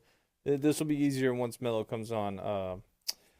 When did Mello go in? Did he go in later than? No, he came in. He went in before me, but Mello went to Fort Dix, New Jersey, the phone capital of the federal prison system. So he was he's been already on getting cell it. phones Yeah. since 2010, And you were in Arizona, and there when was nothing there. they went in, it was still flip phone. Yeah. Maybe like the first iPhone 3, Yeah, there but was nobody no out had in it. Arizona. There was no phones at all in that yard. Zero. There was no phone. There was one phone. I used one phone one time. Yeah. It was like Secret Agent Man, and it was a flip phone. And what was the process of getting the phone in there? Was it like a CO sneaking some stuff in, or? Sometimes it was a CO. Sometimes it was a CO. Sometimes it was a drone. Sometimes it was somebody doing a suicide mission. And for all you assholes out there, I can already see the comments. He's not going to tell any stories of anything that's going on right now. It's going to be things that they already caught. They're already They on already to caught the any. past. I will Yeah. never ever Yeah. tell my fellow prisoner. Ever. Any story that I tell is shit that already got hit, spots that already been taken down, shit that already been caught. All of that shit. Anything that I talk about, that's the only thing we're gonna talk about here. I would never tell about new routes, how things are going in, how they can go in. We'll never talk about those routes ever. Yeah, for you COs watching, It's already open. you guys aren't getting nothing. So drones, the Danbury COs. was so popping at that time, so much contraband on that yard that it was cheap. It became cheap to buy things, cheap to sell things. It was cheap to live there. Mm-hmm. Danbury's where the stash spots really started. We started turning up because we had to. We had some real rough COs that would just fucking search everything. So we had to get. I really got inventive, like in what I was doing with stash spots and what I was making and how I was making them. Well, were they wrong to search everything? These guys got fucking. But again, it's the They know what's RoboCop happening. shit. It's like, why? Why does it matter to you? Why? I guess it would only matter to me is if that gets found. If fucking their 30 job. phones get found in there, and then now I got to get fired. No. You never get fired. Then you never look bad then about I'd be it. like, yo, listen. As a man. staff member, you never look bad about it. They're not looking at you because some inmates fucking stored something in your area and happened to fucking. They know that we're crooks. Yeah, because they automatically assume that you It's guys fucking are. 900 crooks. And all we're doing is thinking 24 hours a day, 7 days a week on where to stash things, how to create things, how to make spots to put things and hide things. I mean, we were doing all the time. We were making. Here's, for instance, you walked into to our cell block and you had to walk in a door and you walked upstairs. So this block wall was the first thing you seen. When you walked in, you see this block wall. Mm-hmm. And on this block wall, there was a sign that said H. Yeah. It was H unit, right? Mm. You see that block wall every day. You see that H every day of the week, right? Mm-hmm. Well, one day, I guess some snitch decided to tell on what was behind that H. I never knew what was behind that H. I walked by that H every day of the week. Not thinking My anything friends about walked it. by it every day of the week. Mm. Behind that H was a hollowed out block with like 10 cards, a cigarette, cell phone, Are you serious? all types of shit. Yeah, there was a hole behind the H. They were able to get the H on and off. That was their stash. Now the H. Oh, so the H was physical. It wasn't painted on. Yeah. It was an aluminum sign, Oh shit. and that was the fucking stash. When did he get time to do that with nobody That's what going I'm by thinking, though? like- All that shit. Maybe he could have had a job where he's outside. I used to take fucking fountains apart. Mm-hmm. I'd take that fountain all apart, and that would be my stash. I've been there. Many a stash. Found just in the middle of the like The a middle of the hallway or hallway, something. yeah. Word? Now, how do you get to that fountain without nobody seeing you? Yeah. This is where you gotta wait. You gotta wait. Middle People of the go to night? sleep, middle of the Yeah. night, creep mode, ninja. But then you got those guys always watching. We were stashing cell phones for a while inside the doors of the stalls, the bathroom stalls. We were taking the doors apart. Get them down we there. put our Yeah. phones in Right there with a magnet. Yeah. Wow. They got caught. One lady. Everybody used to think she was cool, man. And she went and she found one phone in one of those things and went to every unit that day. She must have got 30 phones. And you know what's crazy now is now on TikTok and these social media apps, you just see phones everywhere. I mean, that's there's a a whole fact. side of prison. I mean, there's a whole side of TikTok that's just prison TikTok, and it's just Yeah. dudes live streaming in their Live cell. streaming and Nah, shit. but the and feds, you don't see everything. them in the feds doing that because you're going down. If one of them, I don't COs catches know. you- no, because if they catch you on social media, Mhm. you're getting an incident report for possession of a phone, and you don't. They go and check social media accounts. You get possession of a phone for having posting something. Yeah. I mean, I watched this one dude on there. It's this black guy, and then he's always dancing to white rock and roll and just crazy shit. So he has like 1 million followers on there, and he's just straight in jail. Like he's not out of jail, and it's crazy. Bro. I don't Is know he where in he's a- at, but if he was in the feds, you're going down. Because they would have found that TikTok, they'd have put him right in the shoe for that. I seen guys, they made a rap video in Fort Dix. Yeah, They came to Danbury and booked like 12 guys and put them in the shoe. Everybody that came that from was in Fort the Dix. video? Everybody was in that rap video. Wow. Imagine catching a stray. You're just Yeah, sitting you in got the an chair incident watching report. TV. You sitting there, hey, come on, let's go. You got to go to the shoe. As they tell me, oh, come on, it's a 100 series shot. You down there spending 45 days. Wow. You made a rap video in Fort Dix, a whole nother prison. Yeah, they probably should have known that that would get out. Did you do any activism? In Yeah. where's Danbury? Yeah, Danbury and in Arizona. That was my. I've always been fighting the system. Always fighting. Always fighting for better, a little bit better conditions with the unit managers, with the warden, with the gym guy. You know what I mean? So, do you have an example of something that you did in Danbury? Maybe one of the bigger things. Probably got you some nice shoe time. Well, Danbury, I never did any shoe time in Danbury because I was only in Danbury for 2 years. I never did any shoe time in Danbury. That's the only place I didn't go to the shoe. You were having fun. Wow. Yeah, See? doing your thing over there. Yeah, I was entrepreneur. doing my thing. So why'd you have to leave Danbury? My custody lowered, and I knew it was time. It was time. I would have went to the shoe, and I would have gotten a lot of trouble there because had so much contraband coming in that the writing was on the wall. People Doesn't rat matter. on you. Yeah. Yeah, it's a matter of time. They rat on you. They sit around all day trying to figure out how things are working and what's happening. That's all they do. Just so that they can rat So, for no reward. so if you're selling tobacco and I walk around with you, they're trying to figure out how you get the tobacco. Mm-hmm. They're going through every scenario they can, watching you, sneaking behind you, trying to see who you talk to find out who you're getting the tobacco from. Yeah. So then they could snitch, or they can go and try to backdoor you and get the tobacco from that person. Mm. How much money in total do you think you made in Danbury in 2 years? I don't know. Probably a couple 100,000. Couple 100,000? 100,000 Yeah, Wow. in prison. yeah. You guys have no excuse. Different economy in there. Now you guys know how hard my life is. This man made $200,000 in prison, and I'm out here. I got to live up to that. 150. That's the expectation that I have. I'm joking. Yeah, man. Yeah, man. That's insane, man. That's hustle. We made a lot of money. Yeah, no, that's We were living mindset. comfortable. Comfortable. You're living. Yeah, no, you're living that's- better than people do out here. Yeah, Yeah, we were living comfortable in there. seriously. But we had the bag. We had somebody. Mm-hmm. She was bringing the bag. Yeah. So you took advantage while you could.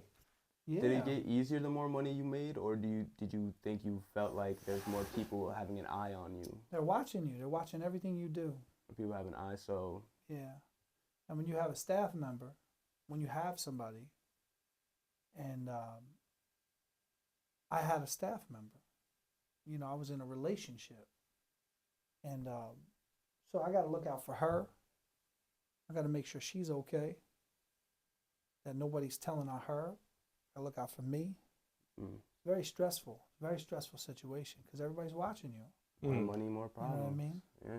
Like I couldn't even enjoy. Like she used to make me dinner and shit, like real street food, home cooked meals, and I couldn't enjoy them because people are fucking watching. Mm-hmm. You carry your fucking bowl to the microwave. They're looking in the bowl to On see what you what's got. inside the bowl. You ever fight Trying to anybody see over that? everything. Fuck, they argue. What the fuck you looking at my bowl, bro? Get the fuck Yeah. out of here. You know what I'm saying? Like I'm Mhm. having to walk with my bowl like this. Mm-hmm. Because I had Burger King in there a couple of times. Like she didn't want to bring fast food because of that. Because Yeah. motherfuckers are They're watching. noticeable. Say Yeah. something. Yeah, like because I used to want Wendy's and Yeah, shit, when'd you get that? fucking KFC and fucking shit like that. Yeah. So it came to the point where I would just get like cold cuts and shit like that I could make sandwiches later on. Yeah. It doesn't Mm. look. So it looks as like I got it out of the suspicious. fucking kitchen. Yeah. I had to Yeah. get everything that made it look like I was getting it out of the kitchen. You know what I mean? Meanwhile, she's bringing it in. From ShopRite. Yeah, fucking, she's going to ShopRite or fucking, you know, grocery stores to give me the food that I want. And the Yeah. good And I do stuff. want to eat, you know, Yeah. because me and Mello were making money, but then I had other friends that Mello didn't care about food. Mm-hmm. He didn't want no part of that. He could have had parts in all of it, but he didn't want any part of the food. So, you know, I had other friends I would cook with. Now I got to hide from them where I'm getting the ingredients that Yeah. I'm getting to cook the food that I'm getting. I can't tell them that I've got a woman in here. She's my lady. Yeah. How is the prison food? Because I've always heard prison food is Nah, that's not almost unedible. true. No, that's not true. Really? No. What was your some favorite some me- prison food is good. What Sometimes was your favorite they meal in there that they would serve?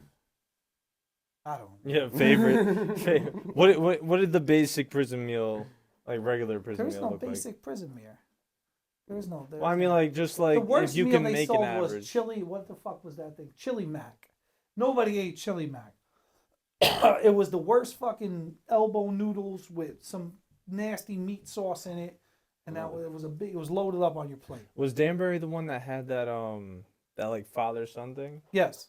I remember they had like a father son day, and so we were able to go on a visit, and it wasn't like a regular visit. He'd come out. They had like a family room, and we'd play card games and stuff. This day, they actually let us walk around with him, play basketball, play the Wii. They had a Wii in there. Weed, fire. Play different games and hang out. And then they brought in cake after. When I tell you this is the worst cake I ever ate in my life, dude, I don't even know, man. They made that in food service. That shit was terrible, bro. That shit was horrendous. It was a strawberry fucking, I don't know. I don't know what it was, but I felt nasty. bad because he was trying to enjoy it with us and be like, "Yeah, this is good, guys." And I'm nah, bro, this shit is ass. This shit is terrible. Yeah, but yeah, no, the food is not good. You know what was good though? So, when you go on prison visits, they have vending machines, so you always got to bring in quarters and stuff. And I don't know if they had it in 2 prisons, but I'm pretty sure they had it in Danbury. It's called a rip and dip, and it's like a bagel. It looks like these rip and oh dips my god, they're so good, dude. When I tell you that, dude, it's like a bagel, but it's stuffed with like pepperoni and cheese, and then it comes with the marinara sauce. Amazing, dude. Oh, that shit is fire. We used to get it every time we went there. It got to the point where my mom looked up how to get it outside of here because you can only find it in prison. She found it on Amazon in bulk somewhere, nice. But that's the only place we ever saw that. I still haven't seen it to this day. There's a lot of stuff that's in prison on commissary that you really get. Keefy coffee. You can't get that anywhere. Yeah, I've never heard of Keefy is a that. prison brand owned by the Bushes. Mm-hmm. You can't get that anywhere. I've never heard of that, Yeah, Keefy. Yeah. Keefy makes all the fucking commissary. Think about that. shit in A there. prison coffee brand owned by the Bushes. By the bushes. Yeah, that it just shows you how deep the rabbit hole goes when you really go into it. Say that with a straight face. Yeah, the rabbit hole gets deep when you start looking into this whole prison industrial complex and how much money they're all, these politicians, Democrats, Republicans, are all making to destroy lives. Oh yeah. Mm-hmm. To just destroy you. Oh yeah. It's modern day slavery. Yeah. That's what it is. Yeah, I was a slave, 100%. While saying, looking at you with a straight face, saying that we're helping them. Anybody that was incarcerated was a slave. I don't give a fuck what color you are. You're a slave. Yeah. If they tell you to clean their shitty toilet, you got to clean their shitty toilet. Yeah. That's just the reality of the situation. Mm-hmm. 2 cents a day. And if not, you get tortured. You're going to the shoe. Yeah. Say no, you're going to the shoe. Yeah. That's what it is. And that's what this New York State, they're unhappy with. Mm-hmm. Because they can't put people in the shoe for every little infraction anymore. And they're mad about it. Mm-hmm. They're mad that they had to stop torturing people. Yeah. Oh, we're being assaulted. Oh, my God. Stop it. Stop it.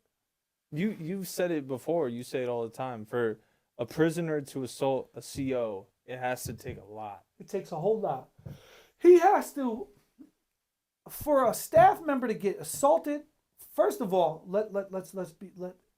for all of those shitbag COs out there that are trying to say that a lot of assaults happened. That's an assault.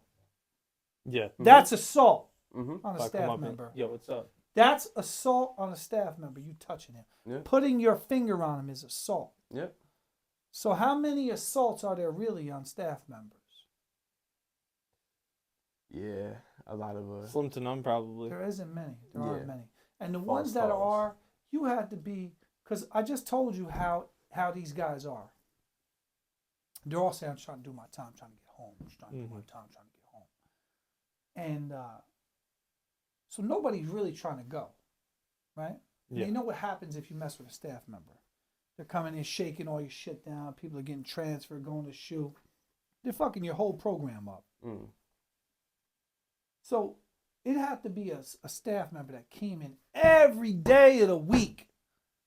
And for 8 hours, he fucked with people. You know, over inconsequential things. Took your, like sometimes you don't want to keep your shit in like your peanuts in a bag. So you have empty containers from creamers and shit that you use for coffee, and you put your nuts in there so you keep your shit organized. Yeah.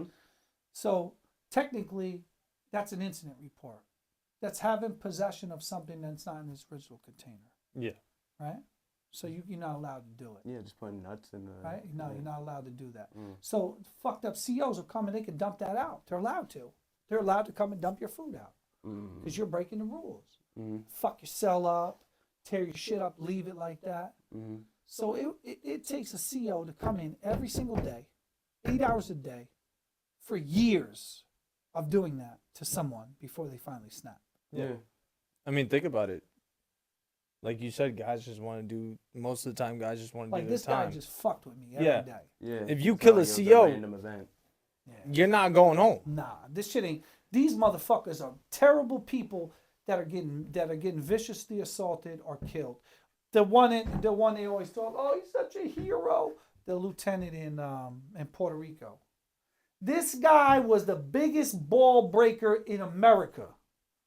He's in Puerto Rico on a federal prison there, and he was fucking treating these guys like shit in their holding center, like MDC Brooklyn. Just treating them like dog shit, grinding them, fucking torturing them. Finally, they had enough. They called out and had him shot. Yeah. Wow. They had him waiting. They were waiting for him down the street at the gas station and killed him. Yeah. And he was probably one of them fucks that deserved to be killed Yeah. because of how he was treating people. I have zero sympathy for him. There was just a CO. I don't know if you guys heard about this, but he got busted for having like a child fight ring and everything. Oh, no, that was in that juvenile. Yeah, in the juvenile. Yeah, in the juvenile. The COs were setting up a ring in the lunchroom and having fight nights. Bro, they put the warden of FCI Dublin in California in prison for raping fucking women. And we're over here acting like these people are heroes. They go and put it all on the line every day to keep America safe. They're not heroes. My Look, ass. Yeah. They get paid And to do their They get job. paid to torture people. They get paid to have unrighteous domain and excessive power over top of people, bro. It's you not get paid and you chose to do the job. Mm-hmm. You chose to do that. No one asked you to go do it. No one begged you to It's all go do good, it. though. Yeah. We got to talk about how to get out of it, though. Yeah, well, I mean, the only way you get out of it is accountability, correct accountability from the top down. That's the only way you get out of it. When you give people the capability to step up and do the right thing and not, have to deal with consequences for doing that, Yeah. Yeah.